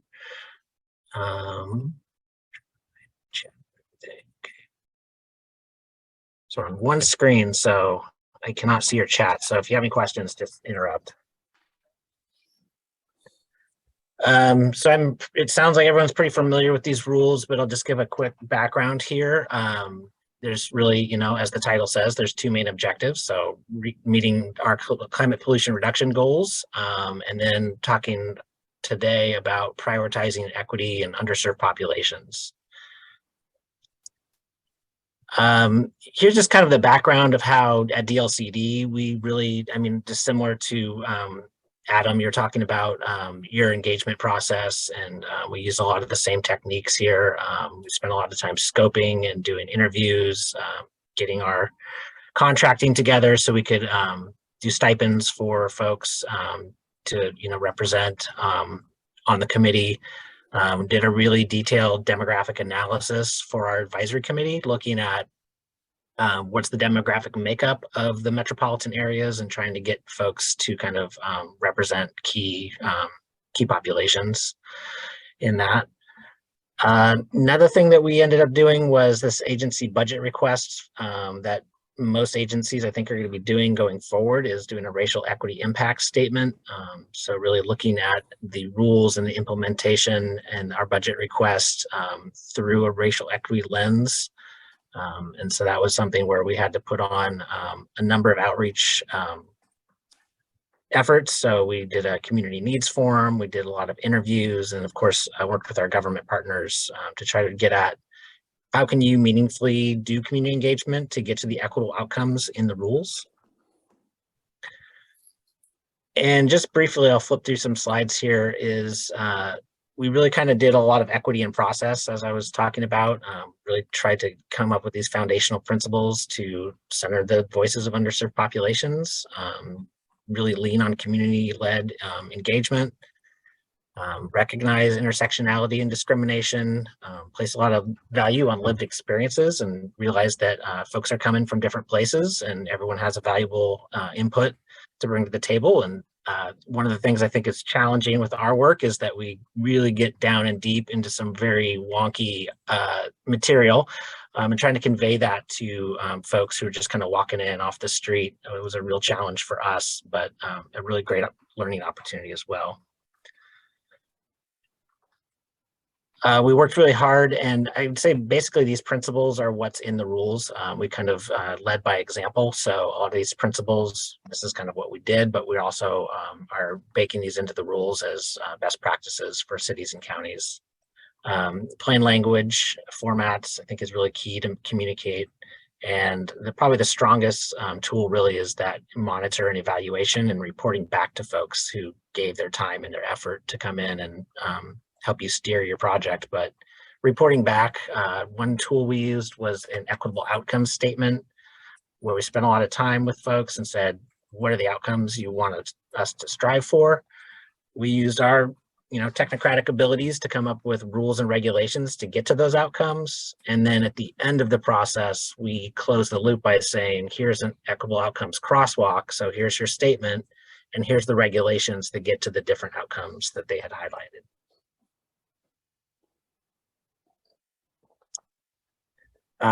So the rules really just have these key outcomes. Is we really want to stabilize underserved populations. So, folks are obviously, if they want to move, they can move, but we don't want folks to be having to move because of policy choices.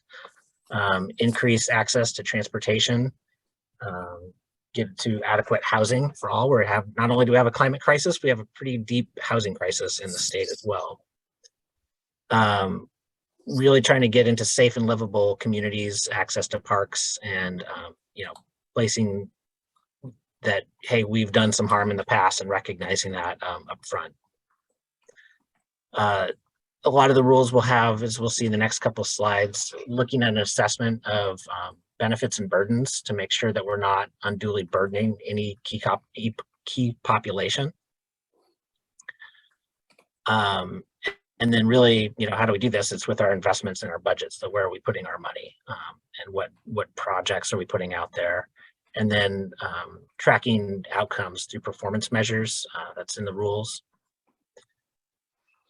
So the key rules here that we'll talk about today are where I say this is where the equity framework lives in the CFAC rules, but that doesn't mean this is all of the equity in the rules. This is kind of the key 3 rule sections that a lot of the work will point to. So when you're doing a transportation system plan update, use Rule 0135. It kind of presents a framework so we can have different levels of engagement and activities going on, but these are the 3 that we're going to talk about. So really identifying what are the underserved populations, using best available data. We realize a lot of stuff isn't in census data, but to the extent possible, we want to grow into this. Really prioritizing the community-led decision-making. So having a good community involvement program. We've had this for a long time, so utilizing a lot of the Goal 1 community involvement is okay. But really working with underserved populations, doing benefits and burden assessment, and then reporting. So as you go along, make sure you're reporting back to those groups. The equity analysis is where this all comes together, and this was built on something that's a best practice, and a lot of cities are using it around the nation. It's called a racial equity toolkit. So we had worked with Steve Lee from the governor's office, who had set this up in the city of Seattle years ago, and provided us a lot of information. And really, this is the key framework for these racial equity toolkits. It's pretty basic planning, but kind of put to a pointed purpose. And in our rules, we have 2 different levels of this because we realize that this is a lot. Community engagement is great, but it can be very expensive and time consuming. So we came up with 2 different levels. So one is an engagement focused equity analysis. So for smaller activities, it's really just community engagement and making sure that you're co-creating and co-learning together. So gathering data and presenting it to the group, doing this kind of assessment of, where are these changes happening? What kind of things have happened in the past? Coming up with strategies and then reporting back to that group as to here's the findings, here's the results. For major transportation system plan updates, they would go through a major equity analysis. So it's the same as the community engagement level, but it's just a little bit deeper. So it really does rely more on getting standing groups together. You're going to be going through a TSP. You're going to be doing a lot of memos. You're going to be making a lot of decisions, but coming up with outcomes and shared outcomes, and coming up with indicators to track and report back over time. Next, I'll get into what we're talking about a little bit earlier is on our climate-friendly area zoning. Our commission asked us to look into anti-displacement and gentrification. So they directed staff to include into the rules that when cities and counties do their CFA zoning, that they actually use the anti-displacement. They don't have to use the toolkit. We're providing it at their, if they would like to use it. So we're going to have some data coming out in the next week or 2. But to really identify risk and then adopt policies.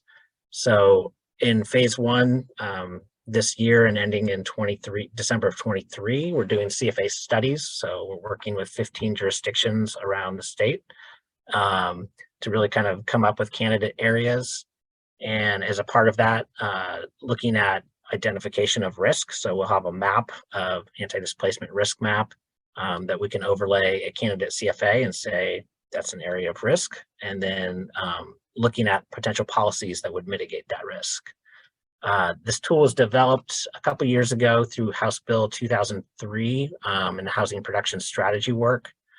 So the nice thing is we're creating this map. We have a methodology to fall back on, and we're kind of working with another agency, the housing agency, to come up with the mapping tool itself. And then we can use that tool to crosswalk with a pretty massive table of mitigating strategies that would be used for each types of risk. So not all risk is created the same. And so it's pretty basic GIS overlay. Here's an area, here's the risk type, and then a city can look at the different strategies that would be appropriate for that risk type and pull out some potential policies to include with their study. Now in phase 2, we're asking for cities and counties to do the adoption of the zoning. So actually to make the plan amendments.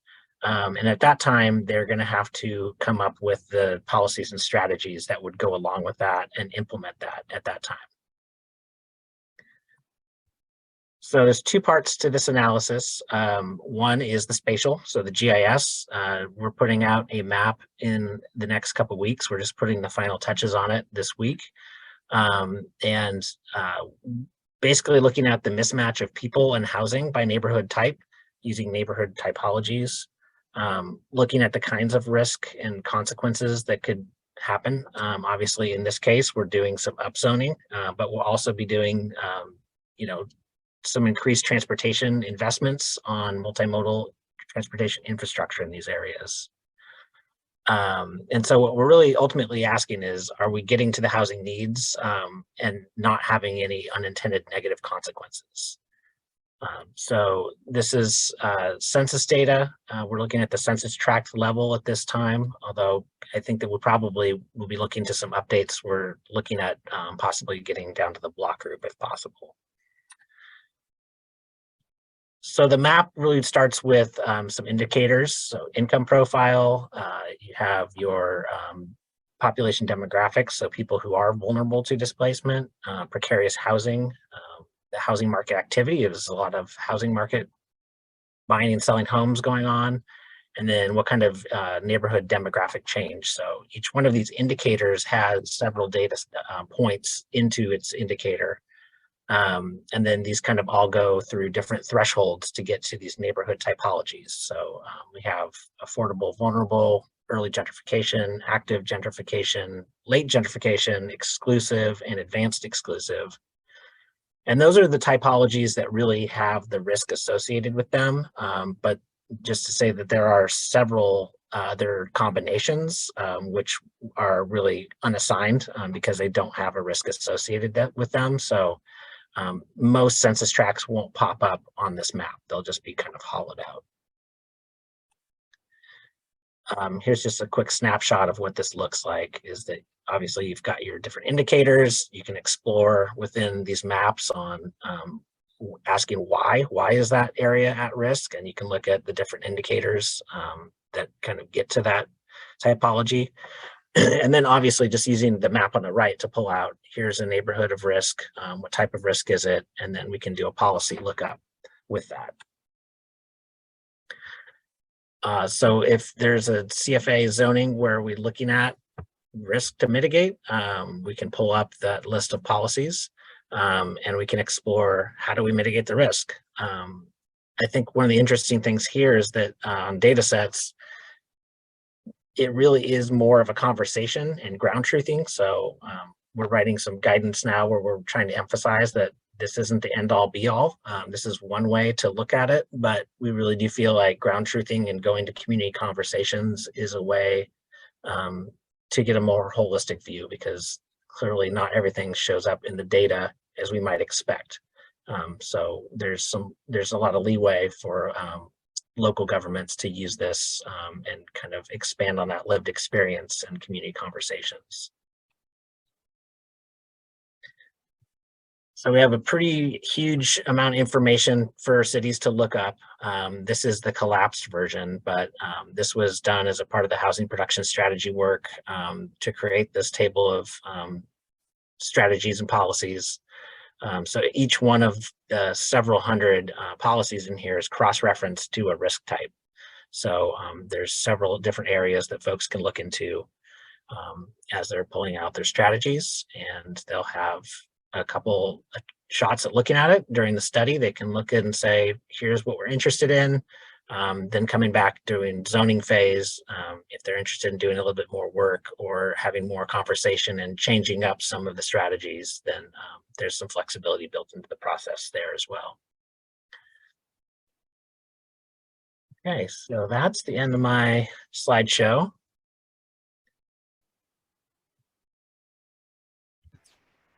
Any questions or comments? Yeah, we have plenty of time for questions, so it's really great having you here with all that knowledge and experience. People should go ahead and take advantage of it.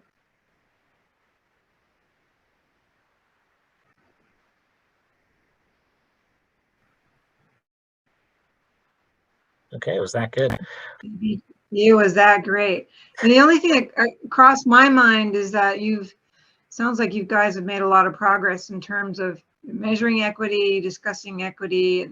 I wonder, has there been any collaboration focused on that with ODOT? Because ODOT is trying to integrate that in a lot of what we do, but it's, we're a big agency, so we have different players doing it for different reasons in different ways.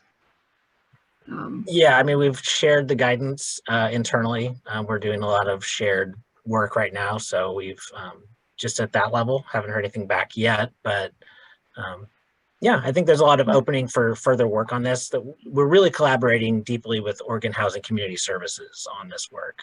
So they are using this similar map in some of their grants to score. So for the low income housing tax credit, which is an amazing kind of synergy, because if we have more retail service jobs in a climate friendly area, we certainly want more low income housing and workforce housing to be occurring there as well. So that's one way that we're kind of integrating with other agencies on this work. Have they talked at all about how to attract developers to that kind of development when they're really more attracted to single family homes on the outskirts of town where the land is a little cheaper usually, or easier to access for construction? Have you gotten that far at all yet? Well, the low income housing tax credits is one pretty good tool for developers, because it is looking at more multifamily housing. And we have already adjusted their scoring criteria to give more locational preference if you're in an MPO area. And once we have CFA zoning and we kind of know where these places are on the map, then we can come back and use those boundaries for our to help tweak the scores. Okay, and so that incentive has been enough to encourage some development in the way we want to see in the future from the housing perspective? Yeah, we just had the tweak last year, so I think it's too soon to tell, but they have a pretty massive investment in funding for this kind of stuff, and we're just continuously working on this. Yeah, okay. Yeah, okay. Tara? Yeah, I kind of am building off what you said in this collaboration with others. So I know there were some new housing laws that passed over the last couple of years, and they were setting up, you know, in between then and now have identified needs for different income groups and so forth. So Cody, wondering, are you at all trying to reconcile with those sort of needs analysis that came out of that? Yeah, that's the one nice thing, is if you go to this anti-displacement toolkit, it came out a little ahead of some of that work. And so in that table I showed at the end, a lot of that need is wrapped into those policies. So the actual methodology that Portland State put out there has 3 steps. And subsequently, we've kind of eliminated the need for the first step, because we've already looked at, here are the types of typologies, and here are the type of strategies and need and housing types within each of those. So it really simplified things. And we're, like I said, we're putting out some guidance on this in the next couple of weeks that I think will be a little bit more straightforward for folks to grapple with, because I know myself taking on the 150-page document kind of outlining what the tool would look like, it was pretty daunting. So we're trying to kind of trim that down. Great. And just so that this crowd might be interested, those are 2 things to get to sort of building code, right? You're doing this sort of broad thing and then getting into the building code. A parallel effort for things like in the regional travel models that may even involve OMSC at some point is to kind of translate those into what are the land use assumptions in our regional travel model. And so that's kind of an effort too, because it's taking, hey, the build out of the building zoning policies and trying to say what's going to happen in the next 20 years. And so working with communities, or methodologies, I should say, on that is part of some of the CFEC implementation. Yeah, I'm happy to have more conversation on that. I think ultimately it's going to have to wait until the cities do the zoning, and we have some deadlines in the rules, but a lot of flexibility for extending those deadlines in the rules. By early 2023, we will have a call right now for local governments to submit alternative dates, and then probably I think the due date is January on that, and then we'll kind of, you know, early next year we'll be able to stand back and look at it and say, okay, this is where everyone's at and where we expect to see things occurring over the next decade. So there's a lot of work and a lot of time in between. Right. So probably not get to what that means for travel models till late next year. Yeah. All right, Peter, you have a question? I do. Hey, Cody. Hey, Peter. I had a question about whether there's a relationship, and I probably should know this, but I don't. So whether there's a relationship between the benefits and burdens assessment in 0130 the equity analysis in 135, and the performance measures, and I think that's in 830. Performance measures in 905. You probably know it better than I do. If I'll just ask the more generic question between those two components, the equity analyses and the performance measures. Yeah, a lot of the performance measures, and I will say this is different for your region or for any region doing a scenario plan, although they can use those as well. But a lot of those default performance measures that we put out there really do have a underserved population lens to them. They say, put it in climate friendly areas, do some investment in underserved population neighborhoods.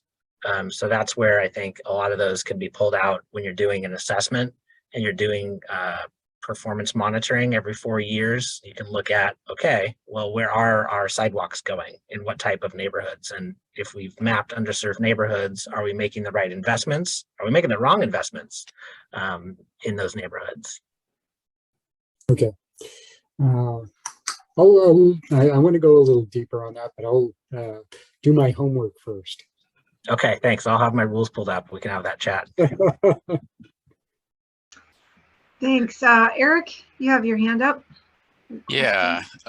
Yeah. Thank you for the presentation, Cody. That was great. I was just wondering, will DLCD have any capacity, like in a few years, to make revisions to the tool?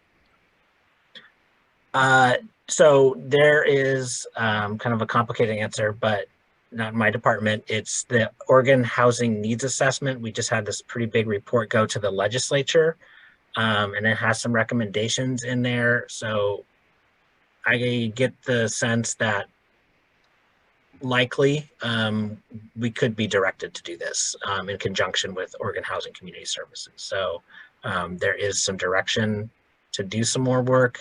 OHCS is working in this area. So yeah, as it sits right now, this is the tool we have, but I certainly saw a couple things in there that I would like to improve on. And I think that that's something that we're interested in for sure. Yeah, the reason why I ask is, I'm just wondering if there'll be things that, come out of the Environmental Justice Council for, recommendations for like cumulative risk assessment that might, affect the tool at all. Yeah, I mean, the great thing is it's not something that's like adopted by us. It's a tool that we're putting out there for use, and it's one way to get at a displacement risk assessment. It's not the way. The rules don't say you have to use it. It says, kind of get at fair housing outcomes. So yeah, we can definitely update it at any time. And okay, we're interested in working with you on that. I'm really interested. I have to peel off for another meeting. I really wanted to stay for this next presentation. So hopefully someone's recording it. Thanks, Cody. Yes. Yeah, it's being recorded, and the slides too, we'll have them. So thanks so much, Cody. Great, thank you all. Thanks for shifting on the agenda so we could hear from you. Oh, thank you, appreciate it. All right, next up, we have Stephanie Caldera, who has been with DEQ since October of 2008. So again, lots of experience and background in sociology, communications, municipal sustainability projects, and anti-violence social service work. To her environmental justice coordinator and board support roles at DEQ. That's a lot. Outside of the office, Stephanie spends time slowly overhauling her small backyard space in Northeast Portland, rearranging the living room furniture depending on the season, and constantly improving her cooking game. So take it away, Stephanie. Well, thank you, and thanks for having me today. What I'll do now is sort of take the share screen here for the next set of slides that I have for you today. And thank you again for having me in this afternoon. I appreciate being able to talk to this group, and definitely some of my colleagues are here in this space, and I appreciate being able to talk to them today, as well as the rest of the group. So with that, I'll sort of launch in. The intro, as was noted, I serve as Oregon DEQ's Environmental Justice Coordinator. I will be here presenting a little bit on House Bill 4077, sort of what that means and some connections, and also perspectives on what that could mean related to work specific for modeling. And then just to note, as the agency's environmental justice coordinator, I'm in our director's office and also serve to support our environmental quality commission. So that dual role, but links together pretty well in terms of being able to take a policy approach to environmental justice and board support. So very briefly, and I apologize for the many words on the screen, I will read them. I did just want to do a quick background of what is environmental justice. Some of the other speakers today, we're talking about this and its elements. And so as seen on the screen here, this is from House Bill 4077, which I'll go into in detail on the next slide. And it means equal protection from environmental and health risks, fair treatment and meaningful involvement in the decision-making of all people, regardless of race, color, national origin, immigration status, income, or other identities, with respect to the development, implementation, and enforcement of environmental laws, regulations, and policies that affect the environment in which people live, work, learn, and practice spirituality and culture. Like I said, there are a lot of words on this page, but those words are very critical to sort of setting up the framework of ensuring that at its most basic level, it's our regulatory decisions related to environmental regulations are not discriminatory. And it's good governance, it's the law. As an EPA delegated agency, Oregon DEQ, subject to federal environmental justice policies, as well as the provisions of Title VI of the Civil Rights Act. And also we're subject specifically to House Bill 4077, which is an update to some of Oregon's environmental justice laws. So I'm going to speak a little bit specifically here about that House Bill 4077 and what that was passed in 2022. And it was also known as EJ for All. So some of you may be familiar with the bill, and these are some highlights of what it did. The EJ Council, which was just talked about a little bit, that is an update of what was formerly known as the Environmental Justice Task Force. That task force has been around since 2008. It was created as part of Senate Bill 420, brought forward by Abel Gordley at that time, and that established Oregon's environmental justice laws and structure. The council is updating to bring out one additional member who is actually a youth representative. So a person under, I believe it's the age of 24, who would serve on the council in recognition that going from 12 to 13 people, but adding a youth member because if we're working in climate, if we're working in environmental justice, recognizing that the folks who will sort of be the next ones moving into the spaces should have, again, that meaningful, critical, involved voice in determining the decisions that affect them. A key part here that I'm going to talk about more today is the second bullet directs the Environmental Justice Council to develop an Oregon-specific mapping tool. This is a little bit different than the mapping tool you did hear about in the last session, but since we're just getting started, we get to sort of have the benefit of working with our other partner agencies, all the state agencies working together and understanding what data is currently out there, what data we do not have. The Oregon-specific element of that, currently there is a federal tool called EJ Screen, folks might be familiar with. That was developed by EPA, and they actually just rolled out version 2.1. And I do encourage folks to check that out if they're interested. And that uses effectively web-based GIS, but nationally consistent and nationally standardized data. Here in Oregon, we may have some, specific land use or fish and wildlife resources that other parts of the country are not as concerned with or may not have. And so for us, it became imperative to then look at what are the Oregon-specific environmental inputs, public health outcomes, and other sort of Oregon-specific data that could be used to go into this mapping tool. The charge for that mapping tool is that the EJ Council is the lead entity, but working in co-partnership, DEQ and the Oregon Health Authority, each were allocated basically a new position to help co-lead that. And as well, it's in coalition with the state's GIS office, the Institute for Natural Resources, and several other entities and higher education consortiums to help co-create this mapping tool. As part of that, the council will be leading statewide engagement efforts. Effectively, the bill asks that there is a report back to the legislature, I believe by January 1, 2025, to sort of report out on where the mapping tool is in development and or use. And part of that is statewide engagement with at least 6 community engagement opportunities, working with advocacy and environmental data groups to sort of get to communities, get that feedback on, again, what do these communities need versus us as a state agency or a state body going out and telling them or making assumptions about what the environmental justice concerns or needs are in any community. And lastly, I spoke a little bit to it, but those positions. So there are actually 3 positions specifically allocated in this bill, again, passed in 2022. Those 2 technical positions, the research analyst who will help co-lead the mapping tool, and then 1 brand new position, which is actually a full-time staff member for the Environmental Justice Council.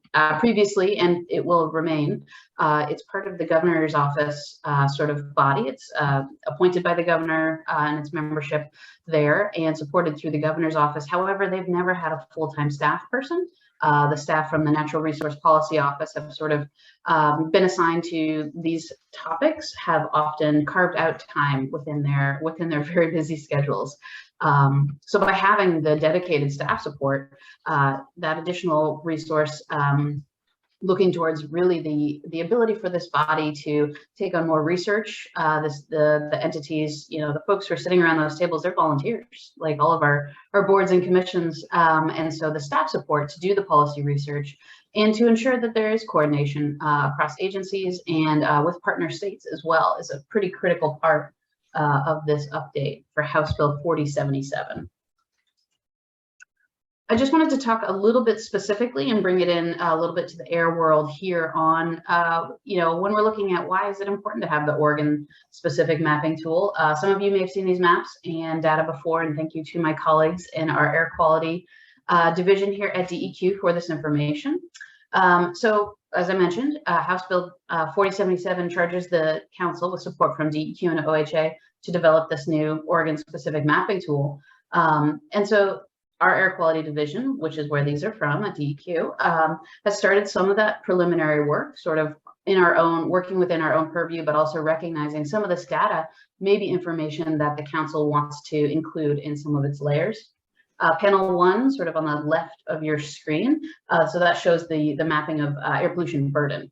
So that's basically exposures and looking at that. And I apologize, they're very, very, very small pieces of information on your screen there, but it just sort of covers, there's looking at air toxins, PM 2.5, so both, sort of standard pollutants, emerging pollutants, and looking at the ways that those are distributed across the state. So again, thinking about the ways that we include the data layers here to visually show the information and the data we have. And the maps are really helpful for DEQ when we're assessing air pollution overall. But the understanding is that we really need to dig into the data and also connect with the communities to understand sort of how the burdens are felt and also effectively validate that the folks in these communities have had the opportunity to engage and understand sort of what exposures may be and how we as a state regulatory agency might be able to respond. So just bringing in more data. And then on the right, the second panel, this fair treatment chart shows actually a distribution of some socio-demographic factors based on sort of risk. So what you can see is it's, again, air toxics and PM 2.5, and it correlates race and cancer risk, poverty level and cancer risk, and age and cancer risk for air toxics. And then on the right, looking at race and exposure to PM 2.5, the same poverty level and age. And so what we can see is that when we look at sort of the socio-demographic distribution, there is an uneven distribution of the environmental burden. And again, this is some sort of new assessments and new analysis that's coming in from specifically from our air quality team. And this is just one way that sort of overlaying what data we do have versus perhaps some new opportunities to look also a little bit more holistically at socioeconomic data. Cody was talking a little bit about the connection between housing and land use and the ways that people sort of engage in their communities. And so for this Oregon specific mapping tool, bringing these agencies together to sort of look a little bit more cross-programmatically, but cross-agency on sort of what are the burdens that we know and where are the data gaps where we feel that there's credible reason to believe that maybe there is disproportionate environmental harm based on, whether it's race or age or income level, that is disproportionate based on that effective protected class status. So this is just sort of showing a little bit of the data and information, and really, I'll spend a couple minutes here and just sort of thinking about, from my perspective as the agency's environmental justice coordinator. I work in the policy realm. I don't work in data, and it's always very exciting to be in these spaces with the folks who are doing more of the data work of, what are the ways that we can sort of see how House Bill 4077 and environmental justice, incorporating the principles of environmental justice into our work, including our modeling, would be an important element. And just 3 points here of time of looking at how do we sequence modeling, monitoring, sort of what I imagine is an ongoing conversation of we can model the information, but based on that, what information do we have? Do we have sort of baseline information for our communities, or do we need to develop those pieces of information? And where in time do we set those baselines? I know there are some folks on the call who, have previously worked with and around the Regional Haze program, and that was set a baseline and then targets that work towards it.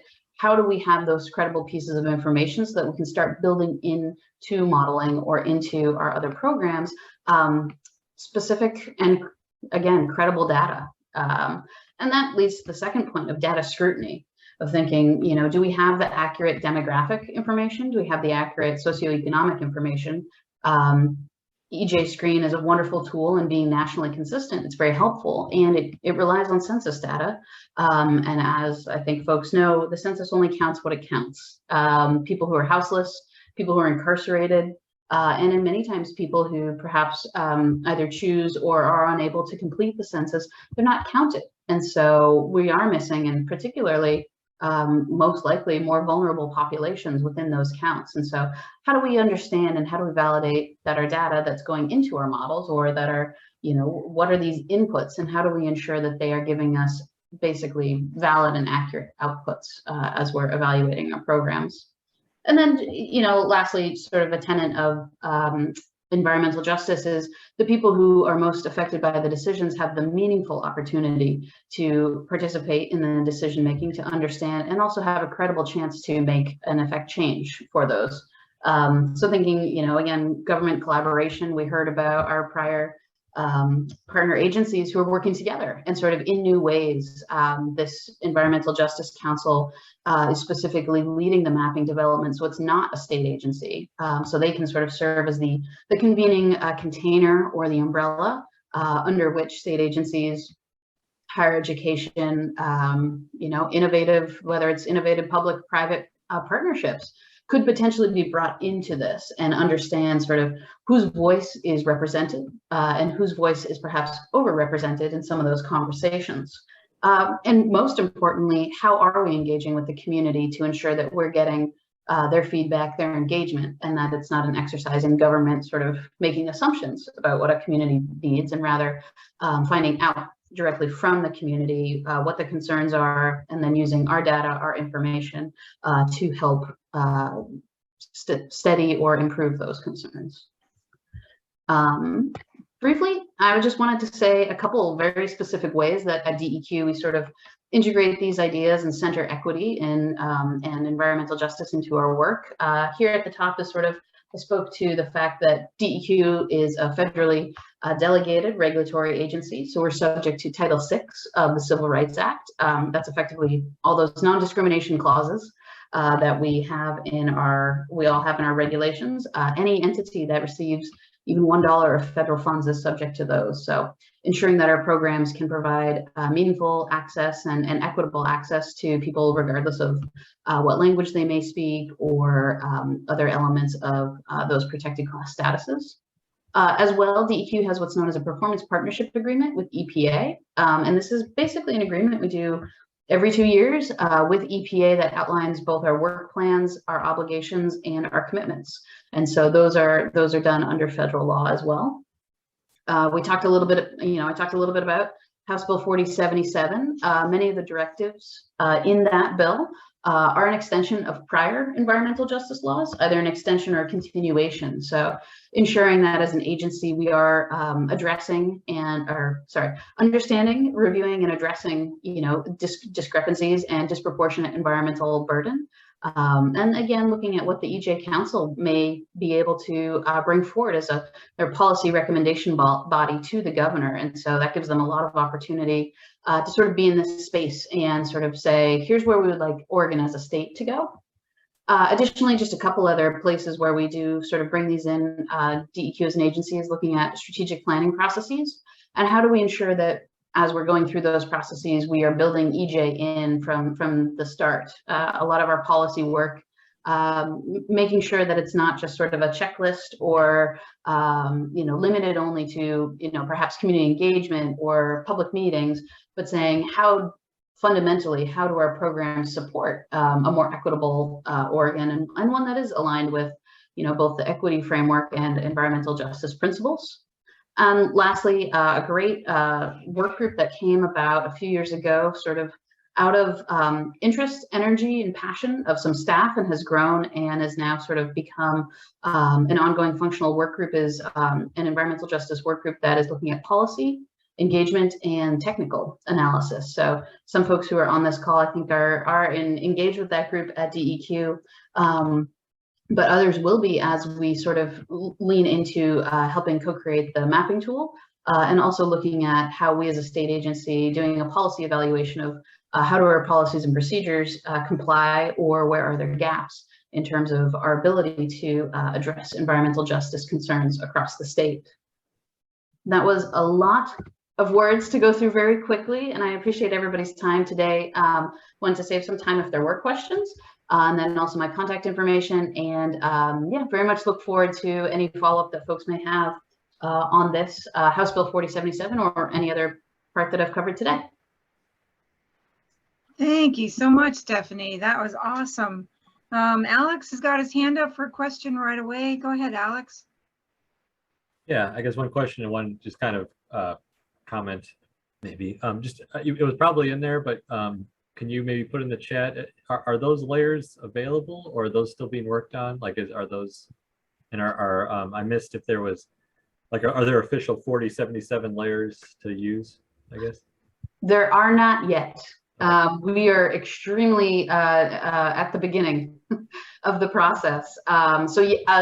Likely all of you on this call may at some point be asked to provide input or feedback or perhaps data on what could go into that mapping tool. It's, I mean, we're just about ready to release the job description to hire.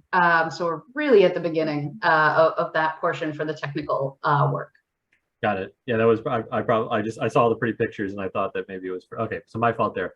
No, no worries. Then those were other tools that were developed by colleagues in the air quality division at DEQ. So those are in use internally, but they're not part of the 4077 potentially yet. Got it. And then I think maybe 3 slides back, you had kind of the, some of the challenges. So yeah, that one right there. And so I think those are all correct. And I think those are what we will likely be working on as a community over the next couple of years. I just wanted to highlight, I don't exactly know if this is correct for DEQ. I know DEQ does forecasting as well, but some agencies are a little bit more in the reality of now. And most of our modeling and planning work is out on the 20-year horizon.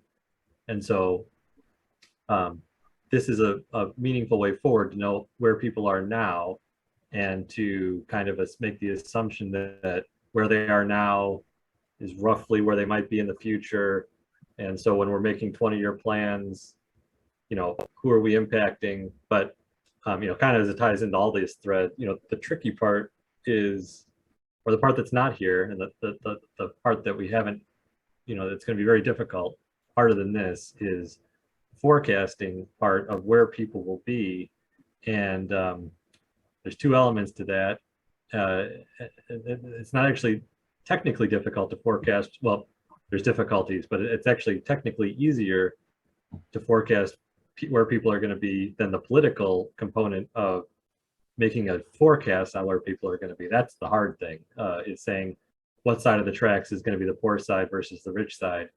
So I just want to kind of call that out, that it's not really a technical challenge, although there are lots of technical challenges there. It's a political challenge more than a technical challenge. And this, I think most of this discussion is more about understanding where people are now, and it's different than forecasting where people are going to be. And then the other piece to that came up in our Oregon transportation planning work is wanting to understand how people of different races and backgrounds are impacted. And our modeling work assumes that race is not something that dictates behavior. I just want to call that out because some people might say, well, we should get race into our behavior models, but that's a pretty dangerous thing to do, to assume that a different race of people will always behave differently in a situation than a different race of people. Stereotypes, model stereotyping. And we actually do this with gender. Different genders might have different comfort levels around biking. And so we embed that males are more willing to bike than females. And I think that's probably right. I'm just calling out that, so two issues that are very tough: forecasting where people are going to be, and beyond just the head count, but the demographics of where people are going to be. And then, what do you do around reporting how different people behave? And do you embed stereotypes in your modeling assumptions based on current behavior? Or do you assume that those can change and shift into the future, and that it's not really a person of the color of someone's skin or their background? It's really more of the socio-demographic information that determines how people make decisions. So I've said a lot, but I'll stop.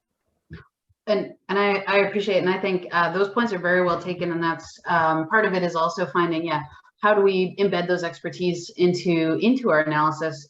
Who do we need to talk to about that? Whether I think maybe I skipped over, but the Portland State University Population Research Center is part of the group, and we will be sort of looking at what are the sort of well, I said my background in sociology. I'm excited to think about what are the sociological implications of immigration. What are the larger climate implications of movement of people across state lines and to different regions. So some of these are great things that I think are going to hopefully be supported through the development process. And then just honing in on that engagement of people, rather than, again, not building in stereotypes to the models, but actually saying, well, let's go to that group of people, whether it's based on gender or race or income level, and let's find out what are their, of course, would have to be sort of from a representative rather than every single person of that ilk. But how can we address those things in a meaningful way that actually reflects actual data? So great points, and I appreciate it. Thank you. Eric, you have a question? Oh, not so much a question. I wanted to thank Stephanie for the comprehensive background of the EJ mapping tool work. I really appreciate that. And I also wanted to introduce myself. I'm the EJ mapping tool lead at the Oregon Health Authority, and I'm looking forward to the continued work with the DEQ staff. We've already done quite a bit, but we have so much more to do. And I did want to respond to one of Alex's questions about the data development.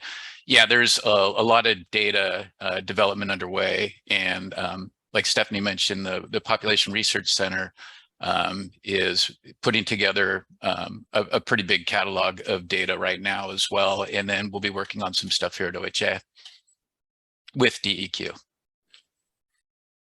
Yes, Eric, I was very excited to see you on this call, and I'm very excited that I do believe we are at DEQ. We are very close to issuing the recruitment announcement for your research analyst counterpart over here at DEQ. So you'll have your DEQ counterpart coming hopefully as soon as we possibly can. I am super excited about that. I know I've been asking like in every meeting with DEQ when you guys are going to be fully staffed up. So that's really great to hear. Yeah, thank you. Thanks so much. So I think from the perspective of the Oregon Modeling Statewide Collaborative, it's kind of in our name, there is clearly overlap between member agencies related to environmental justice and equity. And we're going to be working on our work plan next month. We kind of we'll come together and talk about our work plan for the next couple of years, and the timing's right. And I believe that we will come together in this area. Now's a good time. A lot of things are gelling. We all have different work going on for different reasons, but I think we can help each other a lot. And this is really exciting and overdue. I hope the election doesn't really impact us that much. I don't think it will too much. I mean, this is legislation. It's not just governor directed. So this is great. We got to get the momentum going. Yeah. Well, and thank you. Go ahead. Go ahead. I was just going to say, and thank you. And, you know, to sort of reflect on something that I breezed through a couple times, but Title VI is federal law and undergirds, you know, much of the work we do. I know my partners over at ODOT have a very robust civil rights compliance office as well. Oregon EPA just recently changed to an Office of Environmental Justice and Civil Rights. And so regardless, you know, I work with partner states who maybe have less favorable to EJ concern type governance going on, but they are able to rely on the Title VI obligations as entities who receive federal funding. So yes, while environmental justice is absolutely in Oregon state law, we also have the benefit of sort of this federal backstop at times, which I think is a really powerful set of tools. So just very excited, and thank you so much for having me in today. I appreciate being able to talk with your group. Yeah, well, thank you for being here. I think we'll probably see you again. Well, let's see. With that, I think we'll move on to our next agenda item, and that is a brief mention of the OMSC work plan effort, what we've been doing and what we plan to do. So I just get to hand it off to Carol and listen. All right, thanks, Becky. So it's getting late in the day. We're gonna give you guys a real quick status update on where things stand in the OMSC's current work plan. That work plan ends at the end of this year. And next, well, in a couple of weeks here on November 1st, the executive committee will be getting together to outline the work plan for the next 2 years. So I'd like to show you where we stand now. And then the last thing we want to do before the day wraps up here is make sure to get some input from you guys on areas and areas we should be collaborating on, and potential big policy questions we should be considering that might need analysis needs coming up in the future. All right, just a quick refresher here. This is the OMSC's mission, ensuring Oregon continues to have the data, tools, skills, and expertise to answer these important questions about land use and transportation and the economy. To support that mission, we have these big overarching goals. So promoting interagency coordination, cooperation, collaboration, facilitating technical excellence and innovation, cultivating knowledge and skills for our modeling community. And then a fourth goal that was added in for the last work plan is expanding awareness and understanding about Oregon's modeling program. So I'm going to give you guys some very high-level highlights of some big picture things that we've accomplished under all of these goals. It's not everything that the OMSC has done over the last 2 years. It's just sort of hitting some of the highlights. So for goal 1, the interagency group, the interagency coordination goal, That's what we're doing today. The subcommittee meetings and the OMSC general member meetings that happen twice yearly. These are forums that we use to accomplish that goal. We also have a process for chartering subcommittees to help keep ourselves focused. And we do these subcommittee report outs each time, twice a year, just to keep ourselves accountable and make sure things are tracking along and we're doing what we said we were going to do. Under goal 2, we have a lot of good things, good accomplishments to point to here. I'm just going to call out the 3 kind of shining stars on this slide. The first one is the ABM effort that Alex Bettinardi is leading. The scoping work, the collaborative scoping work to figure out what needs to be done, and then to jointly kind of hire a consultant team that can help with the joint estimation work, and then also potentially help with actually implementing activity-based models for the MPOs that are ready to do them. The household travel survey also is a really super terrific success story so far, and it's a great example of the benefit of interagency collaboration that happens here at the OMSC. And that effort is providing an economy of scale for travel survey data. It's going to let us all get this great, robust data set, consistent data set, data on travel behavior that the Oregon MPOs and Southwest Washington RTC might not otherwise be able to afford, right? So getting together and doing this jointly, you guys are getting a lot more for your money that way. And also, because everybody's using the same instrument, the data will allow all kinds of analyses that will be able to be comparable between regions and statewide. So that's really an excellent example of a great accomplishment. And the last thing I wanted to point out on this slide is the work of the Greenhouse Gas Subcommittee over the last couple of years. That was also substantially valuable. It was a very complex topic. The partners came together to kind of sort through what the anticipated analysis needs are. The subcommittee itself produced some really good background white papers, and then their final report has a very detailed strategic plan basically for improving modeling tools, data, and research for the topic of greenhouse gas. So even though the work of that subcommittee is complete, that subcommittee's charter has been accomplished, there is this core team led by James Powell at DEQ that is continuing on with the help of Tara Widener and Peter Hurley to take those recommendations from the subcommittee and then jointly figure out how to implement them. So that the third kind of shining star under this goal.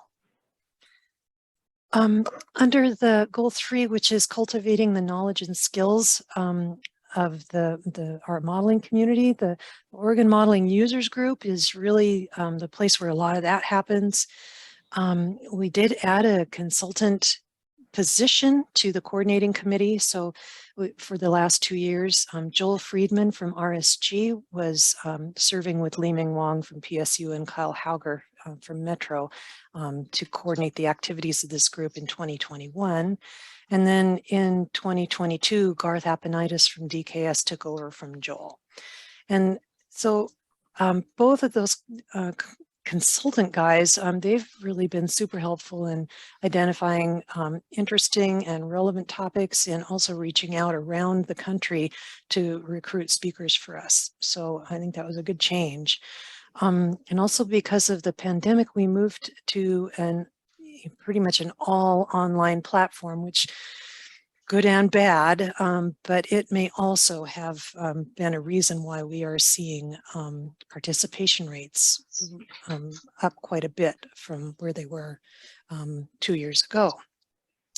Before we went to all online, we had maybe 15 people show up at an OMUG meeting, and now I mean we're easily double.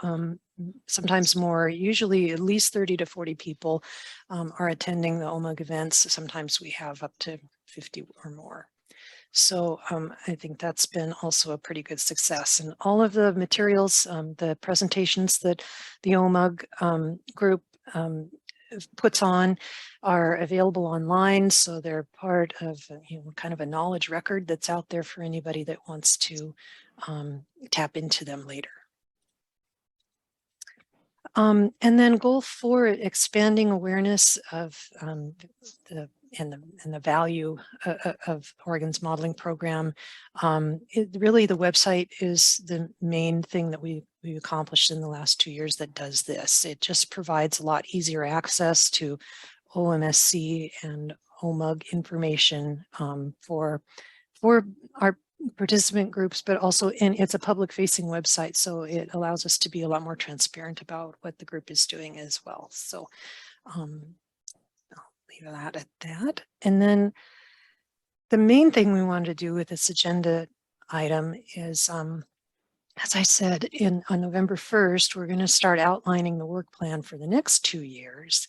And so we're hoping to get a little bit of input today. And as you guys think about this over the next couple of weeks, please do feed additional ideas to us. I've got on the screen there a list of the collaborative topics that have been on our list for the past 2 years, and just hoping for some feedback about whether you guys think those are still relevant. If there's any other kind of general topics that you think the OMSC might need to coalesce around. And then any big policy questions that might fall under any of these topics that you guys think we might need to start getting prepared for in the future. So I'll leave it there and just open it up. So should we be calling out CFEC specifically in this list if people think so? Because it's kind of a big and it's diverse and it spreads across a lot of different things. Or by mentioning equity, housing, kind of all those pieces, modeling, have we got it covered? It's a good question.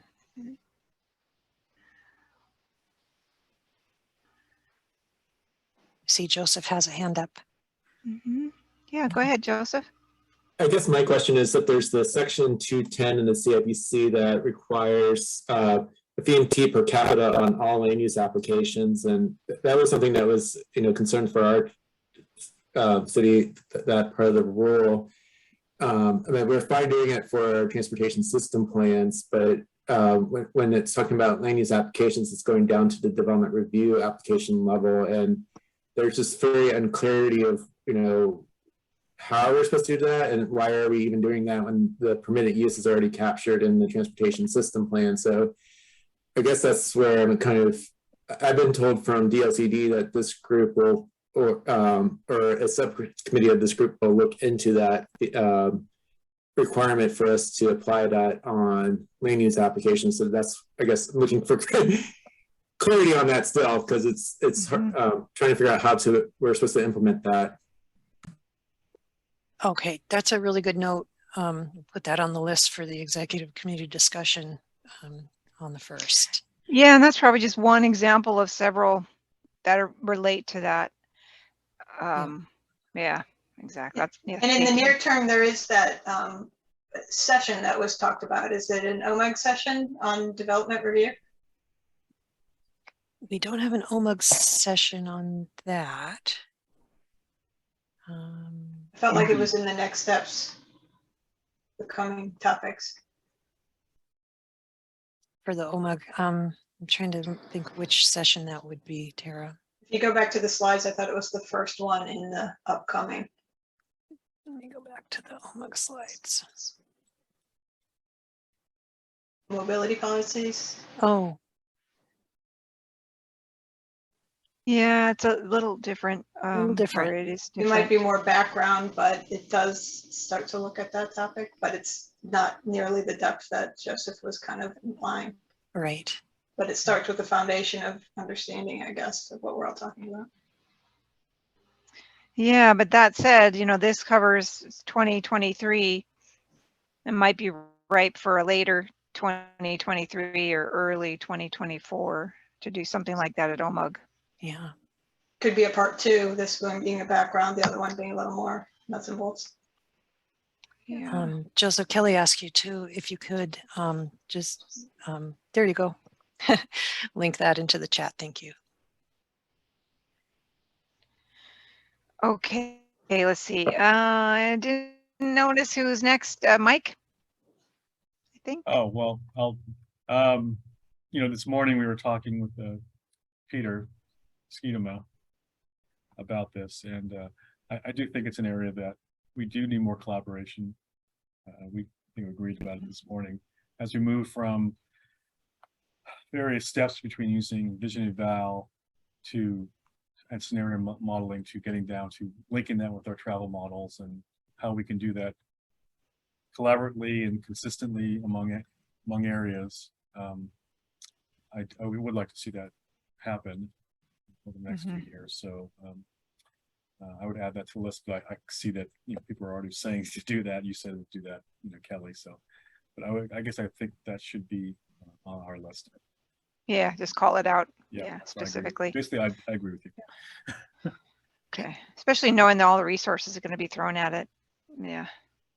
And Okay. for Carol, that's probably strategy 8.2 is related to that in the GHG. Right. Okay. All right, Peter, and then Kim. As I think back over the conversation we've had over the last few hours, one of the items that has been consistently discussed is transportation performance measures. With a question that I asked Alex at the outset about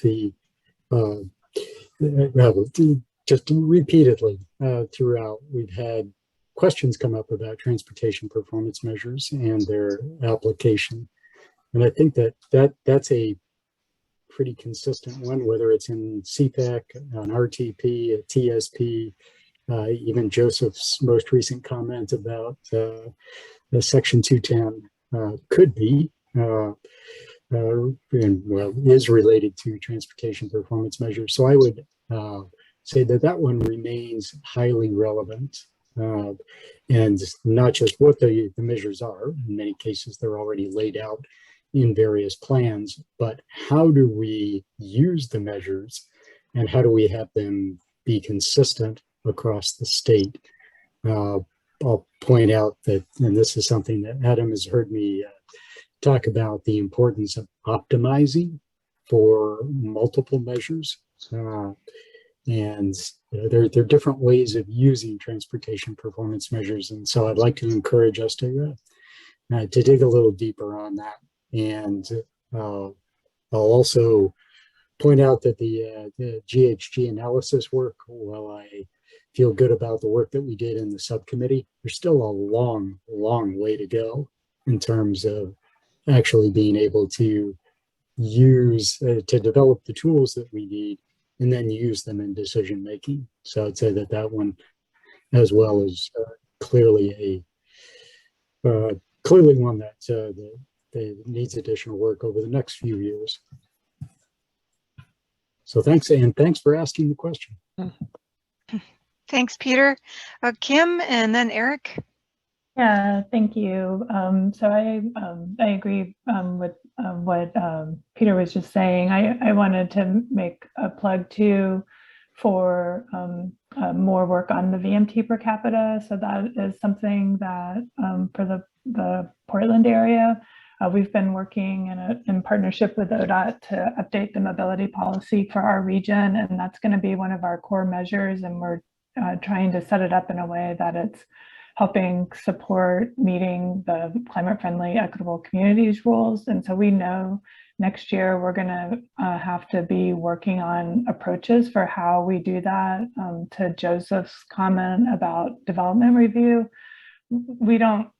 I don't know that it actually is required for development review, but in our work, it will be something that would need to be evaluated for plan amendments. So when a local government's doing a comprehensive plan amendment, and how are you setting a regional baseline and then being able to estimate what that impact would be of the plan amendment, in addition to using it for system planning. So, so I think that would be something that would be helpful, not just for our region, but others. And would like to also volunteer for ODOT and myself to share some of the work that we've been doing on the mobility policy, because we are going to be transitioning to try and begin implementing it as part of our regional transportation plan update. Great. Great. Thank you, Kim. Great. Thanks. Eric, your question? Yeah, and it's a big question. Would this be an appropriate forum for environmental justice modeling? I know equity's on the list, but it's really just a component of environmental justice. And there is some modeling aspects to it. When it comes to the cumulative risk piece and weighting the variables that go into an EJ tool. So big question. Yeah, that is a big question. Well, I just wonder if the people working on environmental justice are even aware of some of the tools that we discuss here. Yeah, so something to explore. I mean, if we don't have a connection to each other, then we're not aware of different needs and strengths or abilities. Maybe we need to reach out. Yeah, that is a very big question. Yeah, that's a good question. Eric, are you thinking along the lines of the work we heard about earlier today from Adam Argo and Jonathan Slassen at the statewide level for the OTP? Are you thinking about ways to kind of make that available at the regional level? Boy, yeah. Yeah, I was thinking about that a little bit, but I was primarily thinking about just whether the work of that we're doing for the Environmental Justice Council can be informed by stuff that's going on within the OMSC, and and whether and I know the feedback would be helpful. I mean, it is. I mean, since there are specific agencies that are mandated to do the work, it feels like we should be getting input from additional agencies as we move along. Yeah, okay, good point. Yeah, it does seem like we're going to need to stay connected to you and Stephanie, and then the new person that DEQ is hiring for that role. Yeah, and I think there's some crossover, so we can help each other, not just environmental justice, but beyond that, equity and just analytical tools and methods. Yeah, that's a great.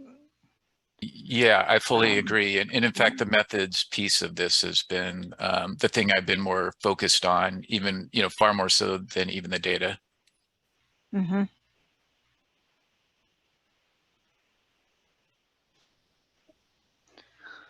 I guess we are about at time for this topic. But if it's never too late. Yeah, never too late. If people have ideas, just shoot them, email them over, and then they.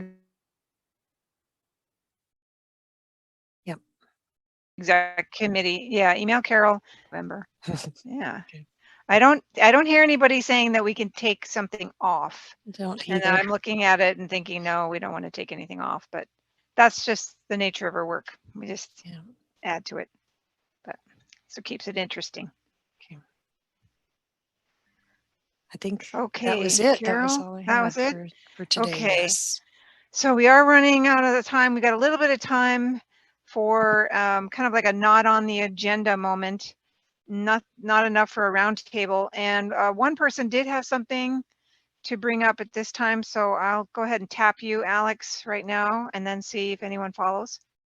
Yeah, thanks. I think I'm getting a little bit mixed up in what was said on which call, but I think it was mentioned that ODOT has opened up solicitation for the research round, and I was having a side conversation about potential research, and it dawned on me that research cycle. So for those that aren't aware, ODOT is accepting them now, and they'll through November, and then in November they collect them all, and there's like a ranking process, and maybe by springish they might know which ones succeeded and are going to move forward.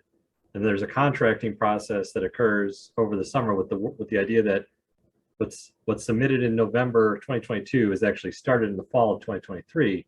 And I just bring that up because as we were bouncing back and forth on emails in the side, that's kind of about when OHAS data might start to show up. So I just, for people that are thinking about research, I would specifically maybe spin about things that the new survey, ideas that might be able to start digging into questions that the new survey might start to answer, because even though the survey is a ways off, it might line up pretty nice with the research cycle. By the time you get the work started in the fall and you get like a lit review started, that survey data is sitting there waiting for you when you're ready to actually start hitting and grinding on raw data, and there's going to be plenty of it. And so this cycle right now is the best time, I think, that most optimum time to start submitting OHAS related research. And I wish that would have come to me sooner. Yeah, it come to me today. And to build on your comment, that's exactly what I'm working on in the background with Miguel Figliosi at Portland State.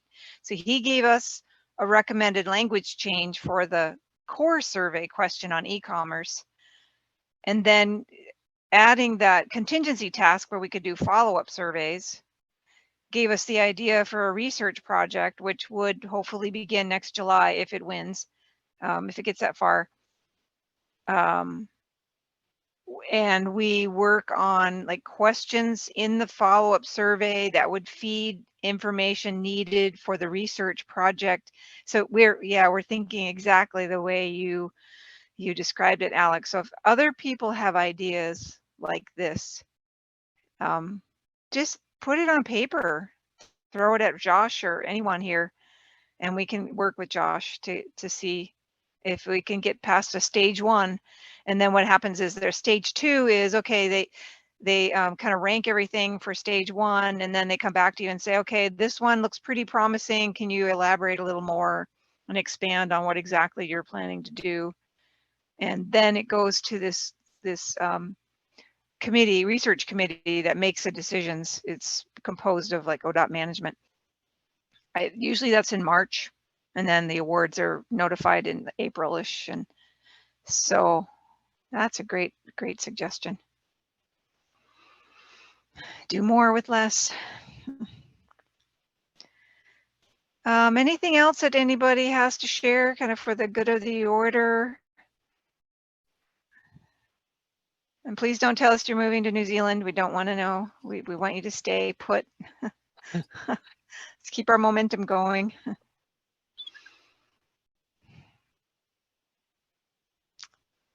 Well, I think we've exhausted everyone, Carol. Yeah, it's a long afternoon. So. Yep. Yeah. It's very productive. Well, with that, I think we will say so long until next time. Thank you for all your time and attention. We are adjourned. Thanks everybody. Bye. Thank you. Bye.